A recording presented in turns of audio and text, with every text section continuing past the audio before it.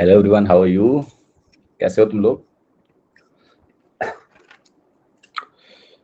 तो शुरू करते हैं कोऑर्डिनेट ज्योमेट्री। कितने लोगों को लक पे विश्वास है? Do you believe in luck? 5 minute लोग जुड़ेंगे कि जो लेट आएंगे उनको फिर ट्रिग्नोमेट्री पकड़ में नहीं आएगी, मतलब कोऑर्डिनेट ज्योमेट्री। इसलिए थोड़ा 5 मिनट बात कर लें पहले। बताइए, do you believe in luck?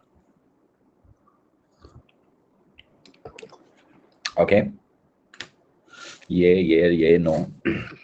Okay, yes, no. अच्छा, पोल कराते हैं। I think that will give me clear picture. So जिनको लक पे भरोसा है वो ट्रू पर मार्क करेंगे। अगर आप लक मानते हो कि लक होता है, किस्मत होती है, लक होता है, तो आप ट्रू पे क्लिक करेंगे। और जिनको कहते हैं मानना है कि लक नहीं होता है, लक का कोई मतलब नहीं है, वो फॉल्स पे क्लिक करेंगे। ठीक है, चलो पोल में आओ।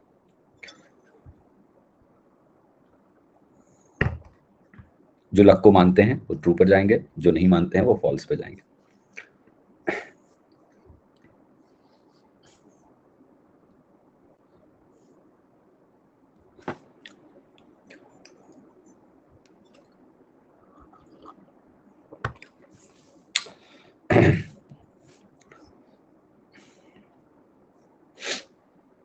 ओके, सो काफी ज्यादा लोग लक को मानते हैं यार। I didn't expect this kind of poll. 87.5% लोगों ने कहा कि हमें लक पर भरोसा है, और केवल 12.5% लोगों ने कहा कि हमें लक पर भरोसा नहीं है।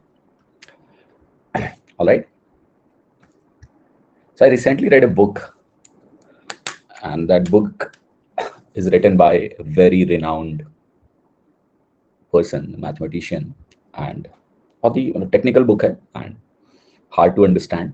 बट आजकल मैं ऐसा ही पढ़ता हूँ किताबें जो बहुत धीरे पढ़ना पड़े और समझने के लिए पूरा दिमाग लगाना पड़े। So it's a great book and it has shed light on luck. All right, कि luck तो होता है। Basically, he has mathematically defined luck as randomness.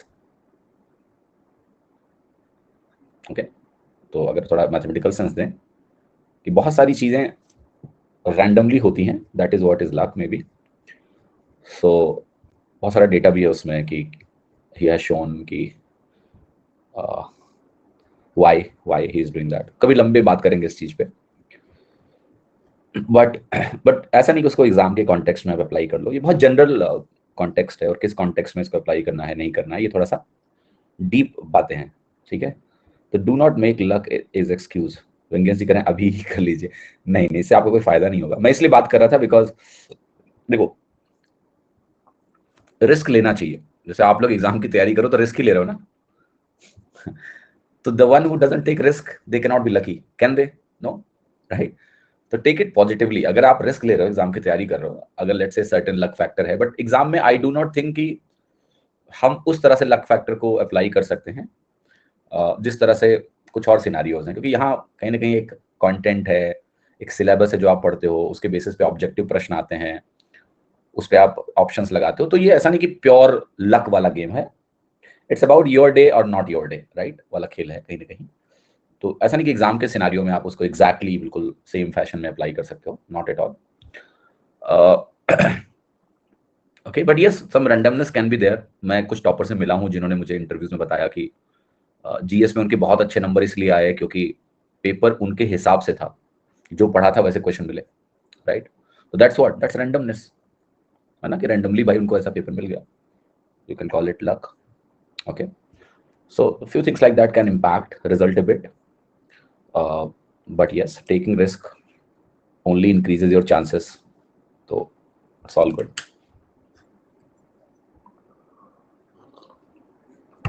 खैर चलो, अब चलते हैं कोऑर्डिनेट ज्योमेट्री पे। कोऑर्डिनेट ज्योमेट्री बहुत ही सरल टॉपिक है, किंतु इसको काफी अजीब तरीके से 10th 12th में पढ़ाया जाता है, तो ये बहुत ही जटिल लगता है, बट ये बहुत ही सरल टॉपिक है। मैं कोशिश करूंगा कि आपको सरल भाषा में समझाऊं। कल शाम को भी 6 बजे क्लास ले रहा हूँ, इसलिए कि एक क्लास में शायद पूरी थियरी ना हो पाए या जितना भी हो पाए, क्योंकि लाइव क्लास है तो मुझे नहीं पता कितना टाइम लगेगा एग्जैक्टली, तो कल शाम को भी 6 बजे क्लास रख ली है मैंने, क्योंकि उसके बाद तुम्हारी अगली क्लास 16 तारीख को होगी, ठीक है। तो मैं कोशिश करूंगा कि कोऑर्डिनेट कल तक हम कर ले जाएं, लेट्स ट्राई, है ना। और आज फोकस थियरी पे करेंगे, उसके बाद आपकी क्लास सीधे होगी 16 तारीख को। तो you have A 10 days gap, in that you revise it really well. अच्छे से रिवीजन कर लो, जो कमियां हैं, नोट्स नहीं बनाते हो, जो कुछ है कर लो, ज्योमेट्री को पक्का कर लो अच्छे से। Class already I think schedule हो चुकी है, अगर आप देखोगे अंदर तो 16 तारीख से क्लासेस शुरू होंगी मेंसुरेशन की, मोस्ट लाइकली। अगर कोऑर्डिनेट आज खत्म हो गया, कल खत्म हो गया, तो इसलिए थोड़ा सहयोग करो, तो कल तक कोऑर्डिनेट भी खत्म करने की कोशिश करते हैं, ठीक है। ऑलराइट, सो चलिए शुरुआत करते हैं कोऑर्डिनेट ज्योमेट्री की। तो देखिए कोऑर्डिनेट सिस्टम क्या होता है, पहले कोऑर्डिनेट सिस्टम समझते हैं। तो लेट अस से मैं आपके सामने ये एक सिस्टम बना रहा हूं, और वो सिस्टम क्यों बना रहा हूं उसका कारण है, राइट। तो ये एक तरह से, अगर आप मोबाइल की स्क्रीन देख रहे हैं वगैरह वगैरह, तो इसको बोलते हैं कि एक एक्स वाई एक प्लेन है, 2D प्लेन है ये, 2 डायमेंशनल है, क्योंकि इसमें कोई डेप्थ नहीं है, राइट। आपको कहे सर हमारी मोबाइल के अंदर डेप्थ है, कहो तो फोड़ के दिखाएं। मैं उस डेप्थ की बात नहीं कर रहा हूँ, मैं डिस्प्ले की बात कर रहा हूँ, जो आपका इट्स ए 2D, राइट। जैसे मैंने ये जो लाइनें खींची हैं, एक 2D प्लेन पे खींची है, ओके, ऑलराइट। तो 2D प्लेन में किसी भी एक पर्टिकुलर पॉइंट को लोकेट करने के लिए एक सिस्टम बनाएगा, जिसको हम बोलते हैं कोऑर्डिनेट सिस्टम। तो ये कोऑर्डिनेट सिस्टम है आपका,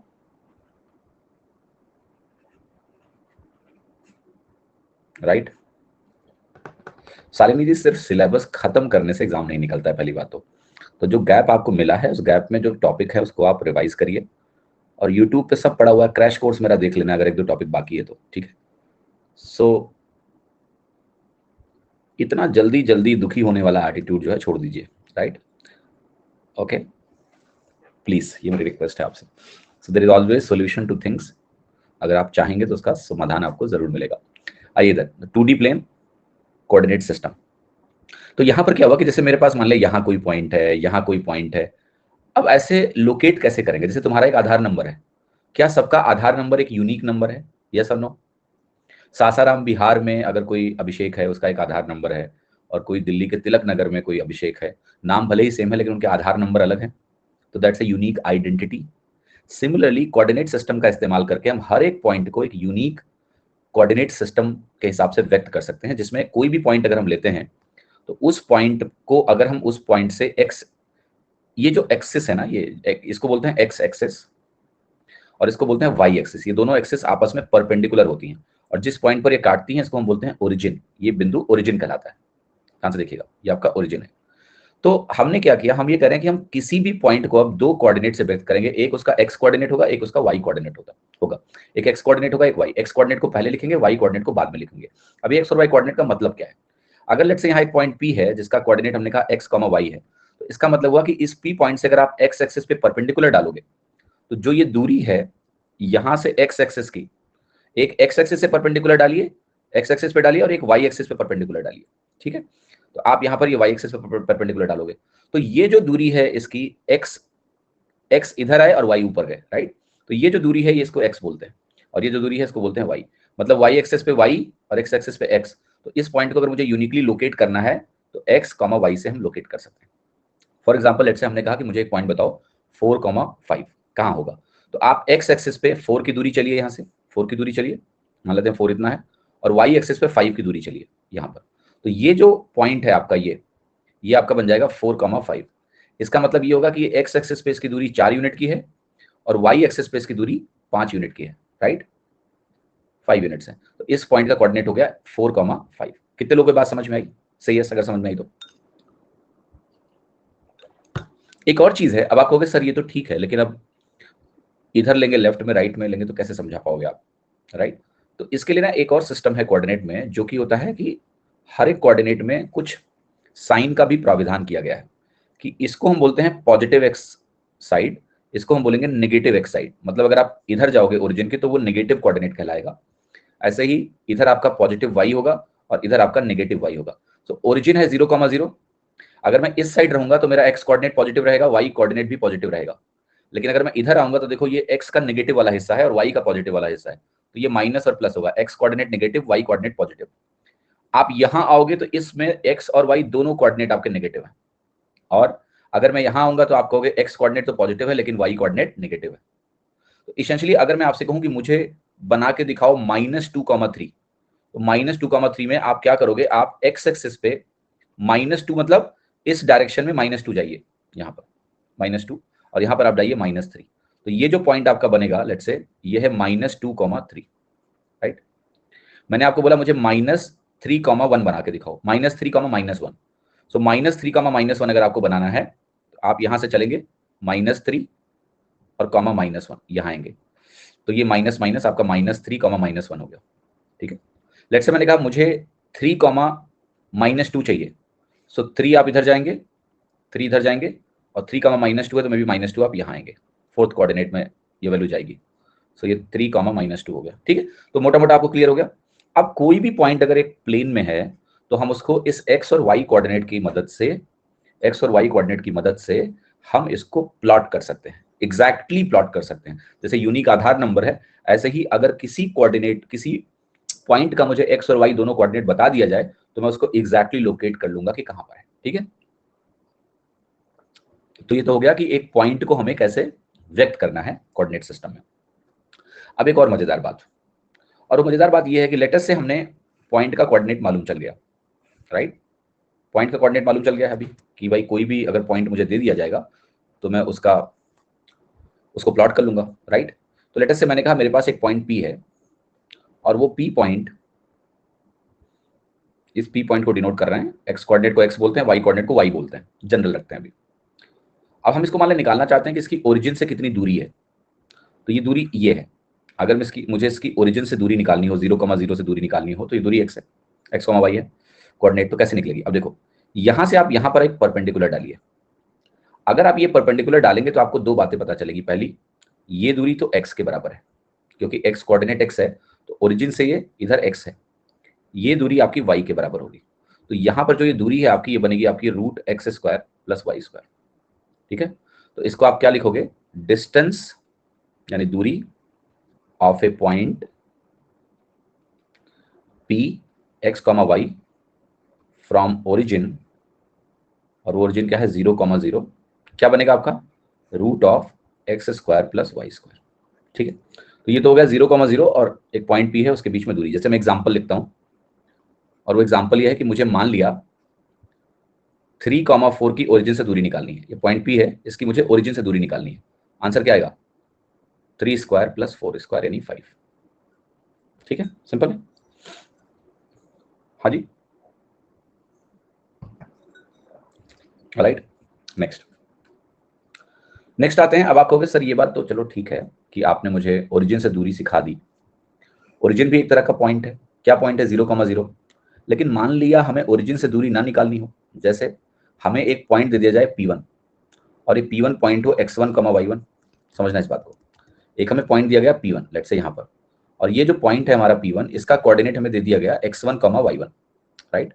इसका कोऑर्डिनेट है x1, y1। फिर एक कोऑर्डिनेट यहाँ पर हमें दे दिया गया, इसका कोऑर्डिनेट है मान लेते हैं x2, y2, राइट। मुझे मान लिया इनके बीच की दूरी निकालनी है, दो पॉइंट्स के बीच की दूरी निकालनी है। इस पॉइंट को आप A बोल दो और इस पॉइंट को B बोल दो। तो ये दूरी कैसे निकलेगी, इसका बहुत ही सरलतम तरीका है, फॉर्मूला याद रखना है, लेकिन इसको पहले समझ लो कि कैसे होगा। आप ये परपेंडिकुलर ड्रॉप करिए, यहां पर ये परपेंडिकुलर ड्रॉप करिए, यहां पर आप ये परपेंडिकुलर ड्रॉप करिए, ठीक है। कुछ इस तरह से, इसको B को यहां से हटा देता हूं, यहां से मैं A को हटा देता हूं, यहां लिख देते हैं इसको रादर कि ये पॉइंट आपका है A और ये पॉइंट आपका है B। अब जरा एक बात बताओ मुझे, ये 90 डिग्री ये सब परपेंडिकुलर मैंने ऐसे ड्रॉप किए हैं, क्या आपको पता है कि इतनी दूरी किसके बराबर है? क्योंकि इस पॉइंट का कोऑर्डिनेट x1 है तो ये दूरी आपकी x1 के बराबर है, और जो दूसरा पॉइंट है B, उसके लिए ये दूरी किसके बराबर होगी, x2 के बराबर होगी। सिमिलरली ये जो पूरी दूरी है ये किसके बराबर है, आपको ये पूरी दूरी हमारी y2 के बराबर होगी, क्योंकि उसका y कोऑर्डिनेट y2 है। फिर मैं पूछूंगा इतनी दूरी किसके बराबर होगी, आपको ये दूरी y1 के बराबर है, क्योंकि इस पॉइंट का y कोऑर्डिनेट y1 है। तो इफेक्टिवली अगर आप देखो तो ये डिस्टेंस आपको मिल रही है x2 - x1, और ये दूरी आपको क्या मिल रही है, ये दूरी आपको मिल रही है y2 - y1 मिल रही है। तो अगर इनके बीच की दूरी को मैं बोल दूं d, तो जो AB की दूरी है जिसको मैंने यहाँ d बोला है, पाइथागोरस से निकल जाएगा, क्या मिलेगा x2 - x1 का whole square plus y2 - y1 का होल स्क्वायर। कोऑर्डिनेट में हमेशा ये ध्यान रखना कि कोऑर्डिनेट्स का अपना एक साइन होता है। तो ये मत सोचना कि मैं ये फर्स्ट क्वाड्रेंट में क्यों लिख रहा हूं, मैंने जो कुछ एक्सप्लेन किया आपको फर्स्ट क्वाड्रेंट में कर रहा हूं। तो ये फॉर्मूला ऐसा नहीं कि सिर्फ फर्स्ट क्वाड्रेंट के लिए। अगर ये फॉर्मूला आप सेकंड क्वाड्रेंट में लगाओगे तो x1 की वैल्यू लेट्स से यहां पर है नेगेटिव होगी, तो x1 की वैल्यू नेगेटिव रखोगे दोनों जुड़ जाएंगे, तो उससे कोई चैलेंज नहीं आएगा। जैसे फॉर एग्जांपल मैं आपसे कहूं कि मेरा एक पॉइंट है ए और ए पॉइंट का कोऑर्डिनेट है लेट्स से 1,2 और मैंने कहा मेरे पास एक कोऑर्डिनेट बी है और बी के जो कोऑर्डिनेट है वो मान लिया मैंने कहा कि ऐसे है, राइट। और रादर इसको आप बोलो 1,3 और इसको हम ऐसे बोलेंगे -2, -1। अगर मैंने कहा इन दोनों पॉइंट के बीच की दूरी चाहिए तो जरा फॉर्मूला लगाओ, आपको फॉर्मूला मिलेगा d = रूट x2 - x1 क्या बनेगा आपका -3 का whole square plus y2 - y1 is -4 का होल स्क्वायर। सो 3 स्क्वायर 4 स्क्वायर आ जाएगा आपका 5। तो वो अपने आप ये वैल्यू घटाने पे जुड़ जाएगी एक तरह से। तो आपको कोऑर्डिनेट सिस्टम में जनरल पॉइंट x1, y1 लेके कोई प्रूफ अगर करते हो उसको आप किसी भी कोऑर्डिनेट सिस्टम के लिए अप्लाई कर सकते हो। तो यही एक फॉर्मूला है दो पॉइंट के बीच की दूरी। ये क्या है आपका distance between two points, distance between two points, दो पॉइंट्स के बीच की दूरी का फॉर्मूला ये आपका हो गया। ठीक है, से यस। अच्छा यहीं पर मुझे एक चीज आपको और सिखानी है, यहीं से सीख लो। कोई भी ये क्या है एक तरह से लाइन है, देख रहे हो आप ये लाइन है कि नहीं है, लाइन सेगमेंट कहोगे आप इसको, क्योंकि रेखाखंड है, इसी को एक्सटेंड करेंगे तो लाइन कहलाएगी। तो कोई भी लाइन एक्स एक्सिस से जितना कोण बनाएगी एंटी क्लॉकवाइज डायरेक्शन में, उसको अगर मैं थीटा बोल दूं, राइट, तो यहां आप मुझे बताइए tan थीटा की वैल्यू क्या है। तो आप कहोगे tan थीटा की वैल्यू यहां से आएगी y2 - y1 बटे x2 - x1 आएगी या नहीं, राइट। ये जो tan थीटा है इसी को हम m के नाम से जानते हैं और m को अंग्रेजी में हम बोलते हैं स्लोप या फिर इसको हम बोलते हैं हिंदी में प्रवणता। तो अगर मुझे दो पॉइंट्स दे दिए जाएं x1, y1 और x2, y2, तो जो tan थीटा की वैल्यू है वो ये है, इसी को हम m यानी स्लोप यानी प्रवणता के नाम से जानते हैं। और अगर आप थीटा के टर्म्स में लिख रहे हो तो आप ये बात ध्यान रखना कि theta is measured anti clockwise from positive x axis. तो ये एंटी क्लॉकवाइज दिशा में आपका मेजरमेंट होता है, ये ध्यान रखना आप बस। तो अभी आपको यहां पर एक बेसिक फॉर्मूला जो प्रवणता का होता है जिसका प्रूफ एक तरह से मैंने आपको दे दिया है। पॉइंट समझ गए, अब जरा थोड़ा सा लाइन पे आते हैं, है ना, कि अब दो पॉइंट से लाइन बनेगा, कोई भी दो पॉइंट होगा तो लाइन बनेगा। तो कोई भी लाइन है इसकी जनरल इक्वेशन आपको पता है क्या होती है, मैं दिखाता हूं लेके। एक लाइन की जनरल इक्वेशन होती है ax + by + c = 0। तो अगर मैं बात करूं लीनियर इक्वेशन जो होती है अलजेब्रा में, यही लाइन की एक जनरल इक्वेशन होती है, राइट। लीनियर इक्वेशन जो अलजेब्रा में होता है उसको कोऑर्डिनेट सिस्टम में हम प्लॉट कर सकते हैं एज ए लाइन। तो यह general equation of a line, एक रेखा का अभिनव एंटी क्लॉकवाइज ही क्यों होती है, ये कन्वेंशंस हैं, राइट। कन्वेंशन मतलब जिन्होंने कोऑर्डिनेट ज्योमेट्री का सिस्टम बनाया। जैसे हम गिनती जब पढ़ते हैं तो गिनती कैसे पढ़ते हैं, 1 2 3 4, -1 -2 -3 -4 तो नहीं पढ़ते हैं, right. We count objects only is positive not is negative, right. Why, convention. हाँ जी। Similarly, angles can be measured both clockwise and anti-clockwise. There is a convention that we are going to consider only clockwise angle. Otherwise क्या होगा, India में कुछ लोग clockwise कर रहे हैं, पड़ोसी गुस्सा हो जाएगा, कहेगा हम एंटी क्लॉकवाइज करेंगे। Like there will be confusion ना, यूनिफॉर्मिटी नहीं रहेगी तो लोगों के अंदर कहते हैं ना सिमेट्री ही नहीं रहेगी, इसलिए ये सब नियम बनाया गया। ax + by + c = 0, general equation of a line, ठीक है। अब देखो यहां से लाइन की इक्वेशन को अगर हम तरह तरह के फॉर्म में कन्वर्ट करें, जैसे एक होता है हमारा slope intercept form. Slope intercept form में लाइन की इक्वेशन क्या होती है इसको समझाता हूं। ये जो लाइन की इक्वेशन इसको अगर हम इस तरह से चेंज करें, हम इसको लिखें y = -a/b × x - c/a, right. और थोड़ी देर के लिए मैं काम करूंगा, इस c को ना c नहीं लिखेंगे यहां पर, क्योंकि c का नोटेशन थोड़ा डिफरेंट होता है। c' कर दो या फिर इसको आप k कर दो, कांस्टेंट होता है ये, तो मैं इसको k भी लिख सकता हूं, k ही कर देते हैं। ठीक है, लाइक दिस। समझ में आया कि नहीं? तो यहां ये जो फॉर्मेट है इसको ऐसे डिफाइन किया गया है कि मैं इसको ऐसे पढ़ूंगा, y is equal to m x plus c. m क्या है हमारा? वही जो स्लोप या प्रवणता होती है, स्लोप बटे प्रवणता, जो भी बोलना है बोल लो। तो ये क्या है, जरा इसको देखना ध्यान से। m की वैल्यू जो आई हमारी वो क्या आई? माइनस ए बटा बी आई। लेकिन हमें माइनस ए बटा बी से इंपॉर्टेंट है कि ए क्या था? ये था कि अगर मैं इक्वेशन को इस तरीके से लिखूंगा तो ये x का कॉफिशिएंट है, तो आप कहोगे minus of coefficient of x, मतलब x का गुणांक, divided by coefficient of y, y का गुणांक। तो अगर आपको मैं इस तरह से इक्वेशन कभी लिख के दे दूं, जैसे यहां पर मैं लिख देता हूं कि 4x plus 3y plus 8 is equal to 0, मैं पूछ देता हूं इसका स्लोप क्या है। आप कहना m is equal to minus x का कॉफिशिएंट अपॉन y का कॉफिशिएंट, तो माइनस 4/3। दूसरी चीज यहां डिफाइन की गई c जो है ये है हमारा y इंटरसेप्ट है। ये जो c लिखा मैंने, जो कि आपने बोला है कि माइनस के बटा ए के बराबर है, इसको हम बोलते हैं y इंटरसेप्ट। तो c जो है हमारा, ये हमारा है y इंटरसेप्ट। मैं इसको भी प्लॉट करके दिखाऊंगा तो आपको कंफ्यूजन नहीं होना चाहिए। c हमारा y इंटरसेप्ट है और ये वैल्यू क्या आई आपकी? माइनस ऑफ कांस्टेंट टर्म बटे, जगह कम हो गई, कोई बात नहीं, थोड़ा इसको छोटा कर लेते हैं, डी जूम कर लेंगे पहले।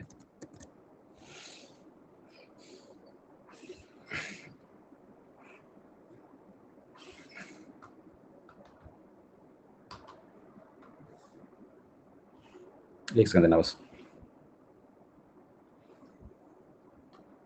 राइट। तो जो हमारा c है, इस c को हम बोलेंगे y इंटरसेप्ट, और ये जो y इंटरसेप्ट है हमारा, ये जो माइनस के बटा ए है, इसको ध्यान कैसे रखना है आपको? माइनस के बटा बी होना चाहिए, क्योंकि आपने b से डिवाइड किया है। आप इसको कैसे ध्यान रखेंगे? माइनस ऑफ कांस्टेंट टर्म बटे कोएफिशिएंट ऑफ y, ये आपकी y इंटरसेप्ट, जिसको हम c बोलते हैं, वो कहलाता है ना। एक चीज देखना है यहाँ पर, जैसे इसी सवाल में मुझे मान लिया निकालना होता कि y इंटरसेप्ट कितना है, तो y इंटरसेप्ट अगर मुझे निकालना हो यहां से, तो मैं कहूंगा ये है -8/4 यानी -2। y इंटरसेप्ट का मतलब समझते हो क्या होता है? कि ये y एक्सिस पे कितना लेंथ काटने वाली है। -2 का मतलब पता है क्या आपको? चलो इसको बनाते हैं। पिछले सवाल में हमने क्या निकाला है आपको पता है? हमने निकाला है कि अगर मेरे पास 4x प्लस 3y प्लस 8 बराबर 0 दिया हो, तो हमने ये देखा कि इसका जो स्लोप है वो -4/3 है। स्लोप आपको पता है tan थीटा के बराबर होता है। आप मुझे बताओ tan थीटा नेगेटिव कब होता है? कहां नेगेटिव होता है tan थीटा? सेकंड क्वाड्रेंट में नेगेटिव होता है सबसे पहले, तो पहली बात, राइट, क्लियर। सेकंड और फोर्थ में होता है, सेकंड में नेगेटिव आपने बोला। फिर आप आओगे यहां पर और कहोगे ये वैल्यू 8 है। जो सी निकल के आया, ये निकल के आया -2, वाई इंटरसेप्ट। तो अब इस लाइन को बनाने का तरीका क्या है? आप तुरंत ही कोऑर्डिनेट प्लॉट करिए सिस्टम। कोऑर्डिनेट सिस्टम में जाके आप एक काम करो, बस सबसे पहले तो -2 खोजो। -2 यहां पर है, लेट्स से, या -2 यहां पर है। ये मान लिया यहां से 2 की दूरी है, -2 है, इसलिए नेगेटिव वाई डायरेक्शन में आपको लेना पड़ेगा। और -2 लेने के बाद अब स्लोप को जरा समझिए कि मैं एंगल किस तरह से लूंगा। आपको अगर एक्स एक्सिस से 90 डिग्री से बड़ा एंगल बनाना है, राइट। अच्छा ये सॉरी, हाँ ये -2 नहीं होगा, -8/3 होगा, ठीक है। सो -8/3 बोल देते हैं इसको, कोई दिक्कत नहीं है। ये लेंथ 8/3 है, नेगेटिव डायरेक्शन में गए। तो यहाँ का कोऑर्डिनेट अगर आपको लिखना हो तो आप क्या लिखोगे? यहाँ इस लाइन पे एक्स कोऑर्डिनेट 0 होगा, 0, -8/3 चाहो तो लिख सकते हो, राइट। अब मैं समझाना क्या चाह रहा हूं आपको कि जब मैं इसको बनाने जाऊंगा इस तरीके से, तो लाइन कुछ इस प्रकार की होगी। क्यों? क्योंकि ये आपका एक्स एक्सिस है, इस दिशा से मुझे चलना होता है और इधर मेजर करना होता है मुझे, तो मुझे ये एंगल 90 से बड़ा रखना है, क्लियर है। सो मैं अगर ये एंगल 90 से बड़ा रखना चाहता हूं, तो this can be the equation of the line. और कोई लाइन आप नहीं बना पाओगे, आप करके देख लो, ओके। जो फोर्थ क्वाड्रेंट आ रहा है वो पता है क्यों आ रहा है? वो इसलिए आ रहा है क्योंकि इसी डायरेक्शन में अगर आप ऐसे चलेंगे और 180 से ज्यादा जाओगे, तो भी मेजरमेंट इसी लाइन का ही आएगा, राइट। तो वो अगर आप इसको घूम के आप कहोगे नहीं हम तो वो दूसरा वाला फोर्थ क्वाड्रेंट वाला हमको चाहिए, लाइन यही है। उसी को अगर आप देखो ना, एक लाइन को आप इधर से मेजर करोगे यहां तक, या फिर आप आगे बढ़ जाओ, चलते जाओ थर्ड क्वाड्रेंट क्रॉस करके फोर्थ क्वाड्रेंट में चले जाओ, ठीक है, तो ये वाला एंगल आपको मिलेगा, वो फोर्थ क्वाड्रेंट वाला हो जाएगा। तो it is enough to plot your line, tentative line हम प्लॉट कर सकते हैं। मैंने ये नहीं निकाला कि एग्जैक्टली एंगल कितना होगा, राइट, क्योंकि उसके लिए आपको थीटा की एग्जैक्ट वैल्यू निकालनी पड़ेगी, उसमें नहीं जाना है, बट रिप्रेजेंटेशन इस तरह का है, ये आपको समझ में आ रहा है कि नहीं? यस, बोलिए हाँ। तो ये जो 8/3 इसको -8/3 बोलेंगे, और ये हमारा y इंटरसेप्ट है। तो जो स्लोप इंटरसेप्ट फॉर्म है आपका, वो स्लोप इंटरसेप्ट फॉर्म ये है, y is equal to mx plus C. क्या है? y is equal to mx plus C. अब इसका फायदा क्या है? दो फायदे हैं। पहला, आपको सवाल में ऐसे एक इक्वेशन दे देगा, कहेगा इसका स्लोप बताओ कितना है, y इंटरसेप्ट कितना है, तो आप सीधे निकाल सकते हो। दूसरा, आपको स्लोप दे सकता है, y इंटरसेप्ट दे सकता है, और पूछ सकता है कि लाइन की इक्वेशन क्या है, तो y is equal to mx plus c use करके आप लगा लो। फर्स्ट क्वाड्रेंट के थ्रू भी तो लाइन ड्रॉ कर सकते हैं, करके दिखाओ मुझे, जिसमें आपका स्लोप सेकंड या फोर्थ क्वाड्रेंट का हो, यानी 180 से 270 के बीच में हो, 270 से 360 के बीच में हो, या फिर 90 से 180 के बीच में हो। आप ड्रॉ करके दिखा दो, कल आपको अबेल प्राइज दिलवाऊंगा मैं। जानते हो अबेल प्राइज? मैथमेटिक्स के लिए मिलता है, जैसे नोबेल प्राइज मिलता है ना इकोनॉमिक्स, फिजिक्स, केमिस्ट्री के लिए, ऐसे एक अबेल प्राइज होता है, वो दिलवाऊंगा आपको। ड्रॉ करके दिखाओ मुझे।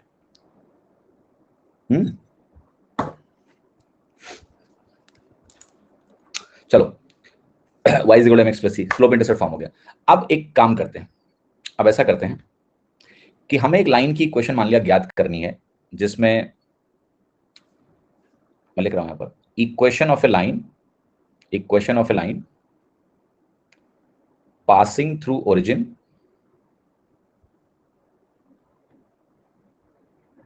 origin and a point x1, y1। इस बात को बहुत अच्छे से समझना। अगर कोई लाइन ओरिजिन से पास कर रही है, तो ओरिजिन भी एक पॉइंट ही है। यस और no?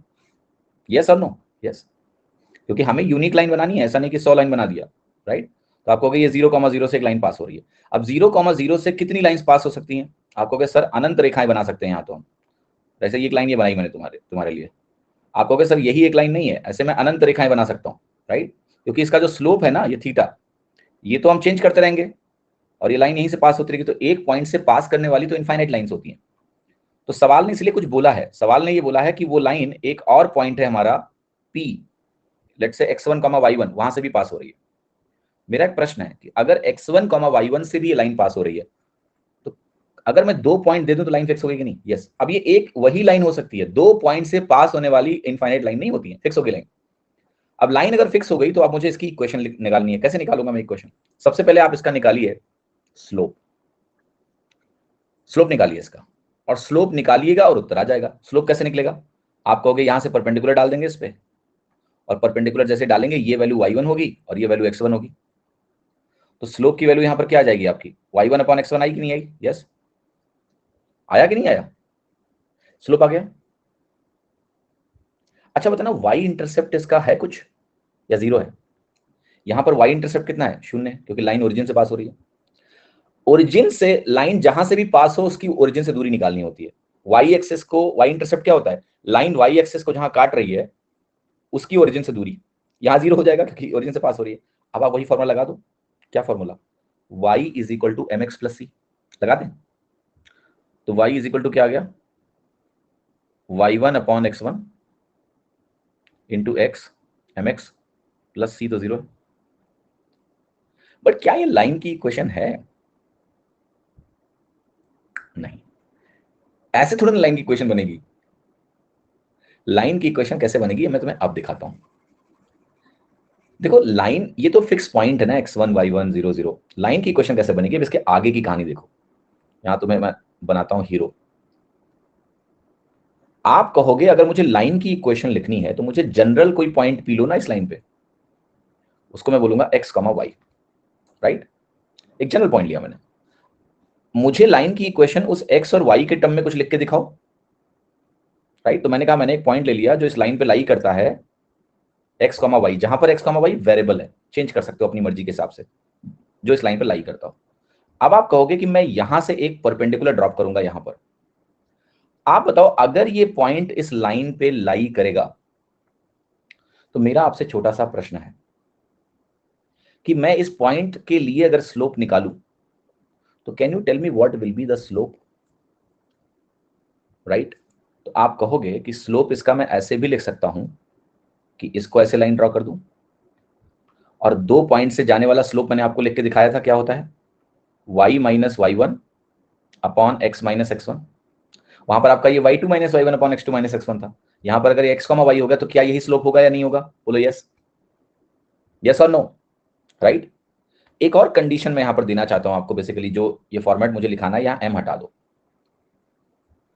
Equation of a line passing through origin and x1, y1। Okay, अब मैं एक चीज जो करने जा रहा हूं इस पर्टिकुलर केस में, एक्चुअली आप ये कहोगे कि अगर एक लाइन ओरिजिन से पास हो रही है, इस कंडीशन को क्यों ना हम हटा दें। क्यों हटा दें? क्योंकि जब मैं x1, y1 को 0 रख दूंगा तो अपने आप लाइन ओरिजिन से पास हो जाएगी। यस और नो? से यस, कि मेरी बात क्लियर हुई? तो मैं ये कहूंगा कि मैं ये कंडीशन की मेरी लाइन ओरिजिन से पास हो रही है थोड़ी देर के लिए ओमिट कर देता हूं, कि हमारी लाइन मान लेते हैं ओरिजिन से पास नहीं हो रही है, हमारी लाइन जो है जनरल लाइन है, इसको 0,0 नहीं बनाएंगे। ठीक है, इसको हमने कहा 0,0 हम नहीं बनाएंगे। लेट्स से हमारी जो लाइन है वो ओरिजिन से नहीं पास हो रही है, हमारा जो कोऑर्डिनेट सिस्टम है वो ऐसा है, ये हमारा एक्स कोऑर्डिनेट है, ये हमारा वाई कोऑर्डिनेट है फॉर एग्जांपल, और ये हमारा 0,0 है। हमें ये चीजें इरेज करनी पड़ेगी, कर देते हैं, इसको हटा दो, क्योंकि हमने इसका यूज भी नहीं किया। हमने तो कहा m की वैल्यू हमारी y minus y one upon x minus x one है। अब एक कंडीशन इसमें ऐड करेंगे, equation of a line passing through origin, यहाँ हटा दो, उसकी हमें नीड ही नहीं है, ओरिजिन को तो अभी लिख देंगे, आप चिंता मत करो उसके लिए। Passing through a point x1, y1, और ये भी दिया हुआ है equation of a line passing through a point x1, y1 with slope m। इसका स्लोप आपको दिया जाएगा, स्लोप m है, तो m मुझे गिवन है। तो आपकी जो लाइन की इक्वेशन है ना वो यही है जो यहां आपने लिखा हुआ है, इसी को आप नीचे लिख दो। यहां पर यही लाइन की इक्वेशन आपकी बनेगी y minus y one is equal to m into x minus x one. ये आपकी लाइन की इक्वेशन है। तो कोई भी लाइन जो x1, y1 से पास हो रही हो और उसका स्लोप दिया हो, क्योंकि स्लोप देने का मतलब क्या है, लाइन फिक्स हो गई ना। अगर मैं आपको पॉजिटिव एक्स एक्सिस से ये वाला एंगल दे दूं, स्लोप दे दूं, लाइन फिक्स हो गई। तो उसकी इक्वेशन होगी y minus y one is equal to m x minus x one. जैसे मैं एक एग्जांपल देता हूं, मान लिया एक पॉइंट है मेरे पास 3,4, तो एक लाइन 3,4 से पास हो रही है और जो स्लोप है वो मान लेते हैं हम कि √2 के बराबर है, √3 के बराबर है फॉर एग्जांपल, या स्लोप को आप ऐसे ले लो, स्लोप आपका 4/3 के बराबर है लेट्स से। तो मैंने आपको स्लोप दे दिया 4/3 और मैंने कहा कि ये पॉइंट 3,4 से लाइन पास हो रही है। आप लाइन की इक्वेशन पता है कैसे लिखेंगे, y माइनस ये पॉइंट आपका x1, y1 हो जाएगा। आप कहेंगे y माइनस वाई वन बनेगा m x minus x1, y minus y one is equal to m x minus x1। ये बनेगा आपका 3y minus 12 is equal to 4x minus 3। तो आप कह सकते हैं 4x minus 3y plus 9 equal to 0। ये आपके लाइन की इक्वेशन हो गई, 4x minus 3y plus 9 is equal to 0। ठीक है, समझ में आया फॉर्मेट? कि अगर मुझे स्लोप दे दिया जाए, मुझे एक पॉइंट दे दिया जाए जिससे वो लाइन पास हो रही है, तो मैं उस लाइन की इक्वेशन इस फॉर्मूले से लिखूंगा कि y minus y one is equal to m x minus y minus y one is equal to m into x minus x one. 4x minus 12 होगा, सही कर रहा है तुम तो। स्लोप -4/3 नहीं होगा क्या? अरे स्लोप दिया हुआ है प्रगति जी, स्लोप इज गिवन, स्लोप आप अपनी मर्जी से नहीं निकाल रहे हो, स्लोप दिया हुआ है। तो एनीवे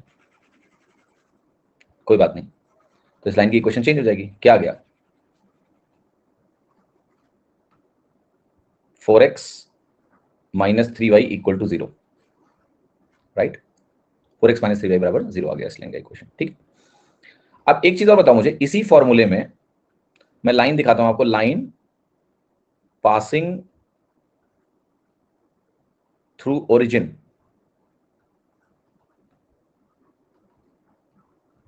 विद स्लोप m। आपके लाइन की इक्वेशन आएगी y is equal to m x. क्यों आएगी? क्योंकि आपका जो x1 और y1 है 0 हो गया, तो y minus y one y one 0, m x minus x1 x1 0। तो लाइन की इक्वेशन आ गई y is equal to m x. तो ये पहचान हो गई आपकी, कोई भी लाइन अगर ओरिजिन से पास होगी तो उसमें कांस्टेंट टर्म नहीं होगा। आपका जो ये सॉल्यूशन मैंने यहाँ पर लिखा 4x माइनस 3y बराबर 0, इसमें भी कांस्टेंट टर्म नहीं आया, तो ये लाइन भी ओरिजिन से पास हो रही है। बट ये हमें शुरू में नहीं पता था, क्योंकि शुरू में हमें एक 0.3,4 और 4,3 दिया था, उसके हिसाब से हमने सॉल्व किया। लेकिन जब कांस्टेंट टर्म नहीं आया, इसका मतलब लाइन ओरिजिन से पास हो रही है। लाइन ओरिजिन से पास हो रही है, इसको पता करने का एक और तरीका है। उस लाइन में x बराबर 0 और y बराबर 0 रखने पे इक्वेशन सेटिस्फाई हो जाएगी। अगर 0,0 रख दो, 0 बन रहा है ना, इसका मतलब क्या है कि ये 0,0 से पास हो रही है। तो जो लाइन ओरिजिन से पास होगी और उसका स्लोप m होगा, उस लाइन की इक्वेशन y = mx होगी, राइट। अब आते हैं, लाइन निकालना है आपको passing through points x1, y1 and x2, y2। मतलब मुझे एक लाइन के लिए 2 पॉइंट दे दिए गए। अगर 2 पॉइंट पता है तो लाइन फिक्स है कि नहीं है? यस भाई, कोई भी 2 पॉइंट आप दे दो, उन दोनों पॉइंट से पास होने वाली तो एक ही लाइन होगी। अभी हमने देखा थोड़ी देर पहले। तो यहां आप क्या करो मुझसे कि एक पॉइंट है हमारा x1, y1, एक पॉइंट हमारा है x2, y2, और हमें क्या करना है, लाइन यहीं से पास करा देना है। ये लाइन है, इसकी हमें इक्वेशन निकालनी है। इसको एक्सटेंड कर दोगे ऐसे तो ये लाइन बन जाएगी। तो इसको कैसे सॉल्व करना है, बहुत सिंपल है। यहाँ पर एक पॉइंट आप ले लो P, जो होगा हमारा x, y, जनरल पॉइंट। करेंगे क्या हम, सिंपल ये लाइन खींचेंगे। Will draw this line like this. ये एक्स एक्सिस के पैरेलल एक लाइन होगी। एक लाइन आप ऐसे खींचो यहाँ पर, जो इधर ऐसे आएगी। सेम कार्यक्रम यहाँ कर लीजिए आप, इसको ऐसे आगे बढ़ा लीजिए, राइट। खैर अब रुक जाओ, यहाँ पर हम एक काम करेंगे। ये जो 2 पॉइंट मुझे दिए हैं, क्या इन दोनों पॉइंट का इस्तेमाल करके मैं इस लाइन का स्लोप लिख सकता हूं? क्या बनेगा slope? y2 - y1 upon x2 - x1। आप मुझे बताओ, अब आपको क्या क्या मालूम चल गया? आपको स्लोप पता चल गया, और स्लोप पता चलने के बाद मुझे ये भी पता है 2 पॉइंट दिए हैं। तो क्या अब हम इसमें वो फॉर्मूला लगा सकते हैं कि मुझे स्लोप मालूम है और 2 पॉइंट दिए हैं मुझे, इससे लाइन पास हो रही है, उसमें से कोई एक पॉइंट पकड़ लूं मैं? तो कुछ नहीं करना है आपको, जो आपने पढ़ा था y - y1 = mx - x1, वहां पर m की जगह इसको रख दीजिए बस। ये फॉर्मूला सबने पढ़ा होगा कोऑर्डिनेट में, लेकिन तुम्हें एक मजेदार बात बताऊं आपको। यहां पर अगर आप y1 की जगह y2 रख दीजिए और x1 की जगह x2 रख दीजिए, तो भी आपका आंसर गलत नहीं है। क्योंकि कर क्या रहे हैं हम लोग, बेसिकली हमने स्लोप निकाल लिया। स्लोप निकालने के बाद अब हम वो फॉर्मूला यूज कर रहे हैं कि मुझे स्लोप पता है और मुझे ये पता है कि वो लाइन किस एक पॉइंट से पास हो रही है। तो वो एक पॉइंट अगर आप ये लोगे तो ये वाला फॉर्मूला लगाओगे, लेकिन अगर ये ले लोगे तो y1 की जगह y2 रखो और x1 की जगह x2 रखो, आपका आंसर नहीं बदलेगा, आंसर वही आएगा। समझे कि नहीं? यस। तो अगर मान लिया एग्जाम में ऐसा दे दे ऑप्शन कि 2 पॉइंट दिए हैं, इससे पास होने वाली लाइन का इक्वेशन बताओ, और ऑप्शन में यहाँ y1 की जगह y2 हो और x1 की जगह x2 हो, तो वो गलत नहीं है, वो भी सही है। ठीक है, तो यहाँ पर एक ये भी लिख सकते हो आप कि y - y2 = y2 - y1 upon x2 - x1। Slope क्या होता है? क्लास में तुम कब जुड़े हैं? शुरू से हो तो बताया था स्लोप क्या होता है। देर से जुड़े ना? चुपचाप शुरू में देख लेना, बाद में लेट अगर आप आए हो तो आप फिर गलत कर रहे हो ना आप खुद। ये भी फॉर्मूला होता है, इससे कोई दिक्कत नहीं है, ठीक है। अब आते हैं, और तीसरा फॉर्मेट है, उसको हम बोलते हैं इंटरसेप्ट फॉर्म। स्लोप इंटरसेप्ट नहीं, अब सीधे इंटरसेप्ट फॉर्म आ गया। ये हो गया आपका एक्स वाई इंटरसेप्ट फॉर्मेट में लाइन की इक्वेशन। सो अगर मैं लाइन की इक्वेशन को देखिए ऐसा लिखूं, x upon a plus y upon b is equal to 1, मतलब मैं कांस्टेंट टर्म को 1 बना दूं, उसके लिए जो कुछ डिवीजन करना है मैं कर दूं। जैसे मान लिया मेरे पास एक इक्वेशन है 2x plus 4y is equal to 8, तो इसको ऐसा लिखा जा सकता है x upon 4 plus y upon 2 is equal to 1। ये पता है क्या डिनोट कर रही है? ये जो 4 है ये आपका x इंटरसेप्ट हो जाता है, ये जो 2 है ये आपका y इंटरसेप्ट हो जाता है। और इसको बनाना है तो बहुत आसान है, यहाँ जाओ आप x इंटरसेप्ट 4 बना दो कि x एक्सिस को कहाँ काटेगा, वो x इंटरसेप्ट होता है। y एक्सिस को कहाँ काटेगा 2, तो यहाँ 2 बना दो। अब आपको 2 पॉइंट मिल गए जिससे लाइन पास हो रही है, ड्रॉ कर दो। तो ये आपकी कौन सी लाइन हो गई? x upon 2 4 plus y upon 2 is equal to 1। अब अगर ये नेगेटिव आएगा, जैसे -4 आया मान लिया, तो हम 4 को इधर बनाते -4। तो ये हमारी स्लोप मतलब सॉरी इंटरसेप्ट फॉर्म में लाइन की इक्वेशन है, x upon a plus y upon b is equal to 1। ठीक है, कितने लोग क्लियर हुआ ये चीज? मोटा मोटा समझ में आया? बोलो हाँ क्लियर है। ठीक, नेक्स्ट चीज देखो, ध्यान से देखिएगा। अच्छा, दो लाइंस अगर पैरेलल हैं, कोऑर्डिनेट सिस्टम में आ जाओ और थोड़ा सा इस चीज को गौर से देखो समझो। मेरे पास एक लाइन है, एक लाइन है। मैं मान लिया कहता हूं कि मेरे पास दो लाइंस हैं, वो पैरेलल है। एक लाइन ये है, दूसरी लाइन अगर मुझे पैरेलल बनानी है तो आप बता सकते हो कौन सा पैरामीटर सेम रखना पड़ेगा? क्या दोनों लाइंस के स्लोप सेम होंगे?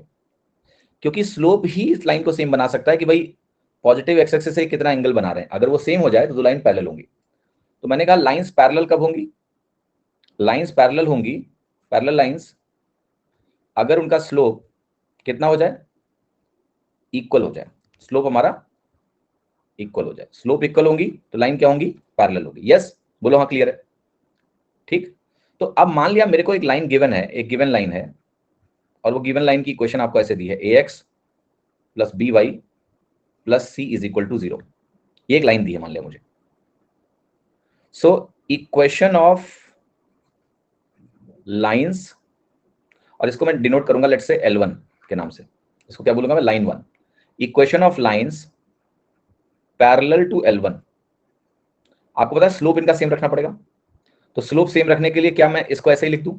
यस, क्योंकि minus of coefficient of x upon coefficient of y, यही तो होता है स्लोप। तो अगर यहां ax प्लस by है तो यहां भी ax प्लस by लिख देते हैं।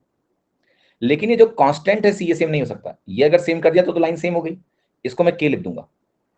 k की अलग अलग वैल्यू के लिए आपको इसी के पैरेलल अलग अलग लाइंस मिलती जाएंगी। तो इसीलिए लिखा है equation of lines parallel to L1। वो होगा ax plus by plus k बराबर 0। तो आपको कैसा k कैसे निकलेगा? k को निकालने के लिए हमें कोई और जानकारी दी जाएगी। जैसे वो बता देंगे कि हमें वो वाली पैरेलल लाइन बताओ जो 2,3 से पास हो रही है। तो ऐसे इसके पैरेलल इनफाइनाइट लाइंस हैं, बट 2,3 से जो पास हो रही है वो एक लाइन होगी। तो इसमें हम 2,3 रख के k की वैल्यू निकाल लेंगे। कितने लोग की बात समझ में आई? यस, यस और नो? अब हम आते हैं कि अगर मुझे एक लाइन गिवन हो, लेट्स से मान ले मेरे को एक लाइन गिवन हो L1, मुझे उसके परपेंडिकुलर लाइन का इक्वेशन निकालना हो तो कैसे निकालेंगे? तो लेट्स से आपको एक लाइन मैंने दे दिया L1, ये लाइन दी हुई है, और L1 लाइन की इक्वेशन आपकी है ax plus B Y plus C बराबर 0। आपको पता है इसका स्लोप क्या है?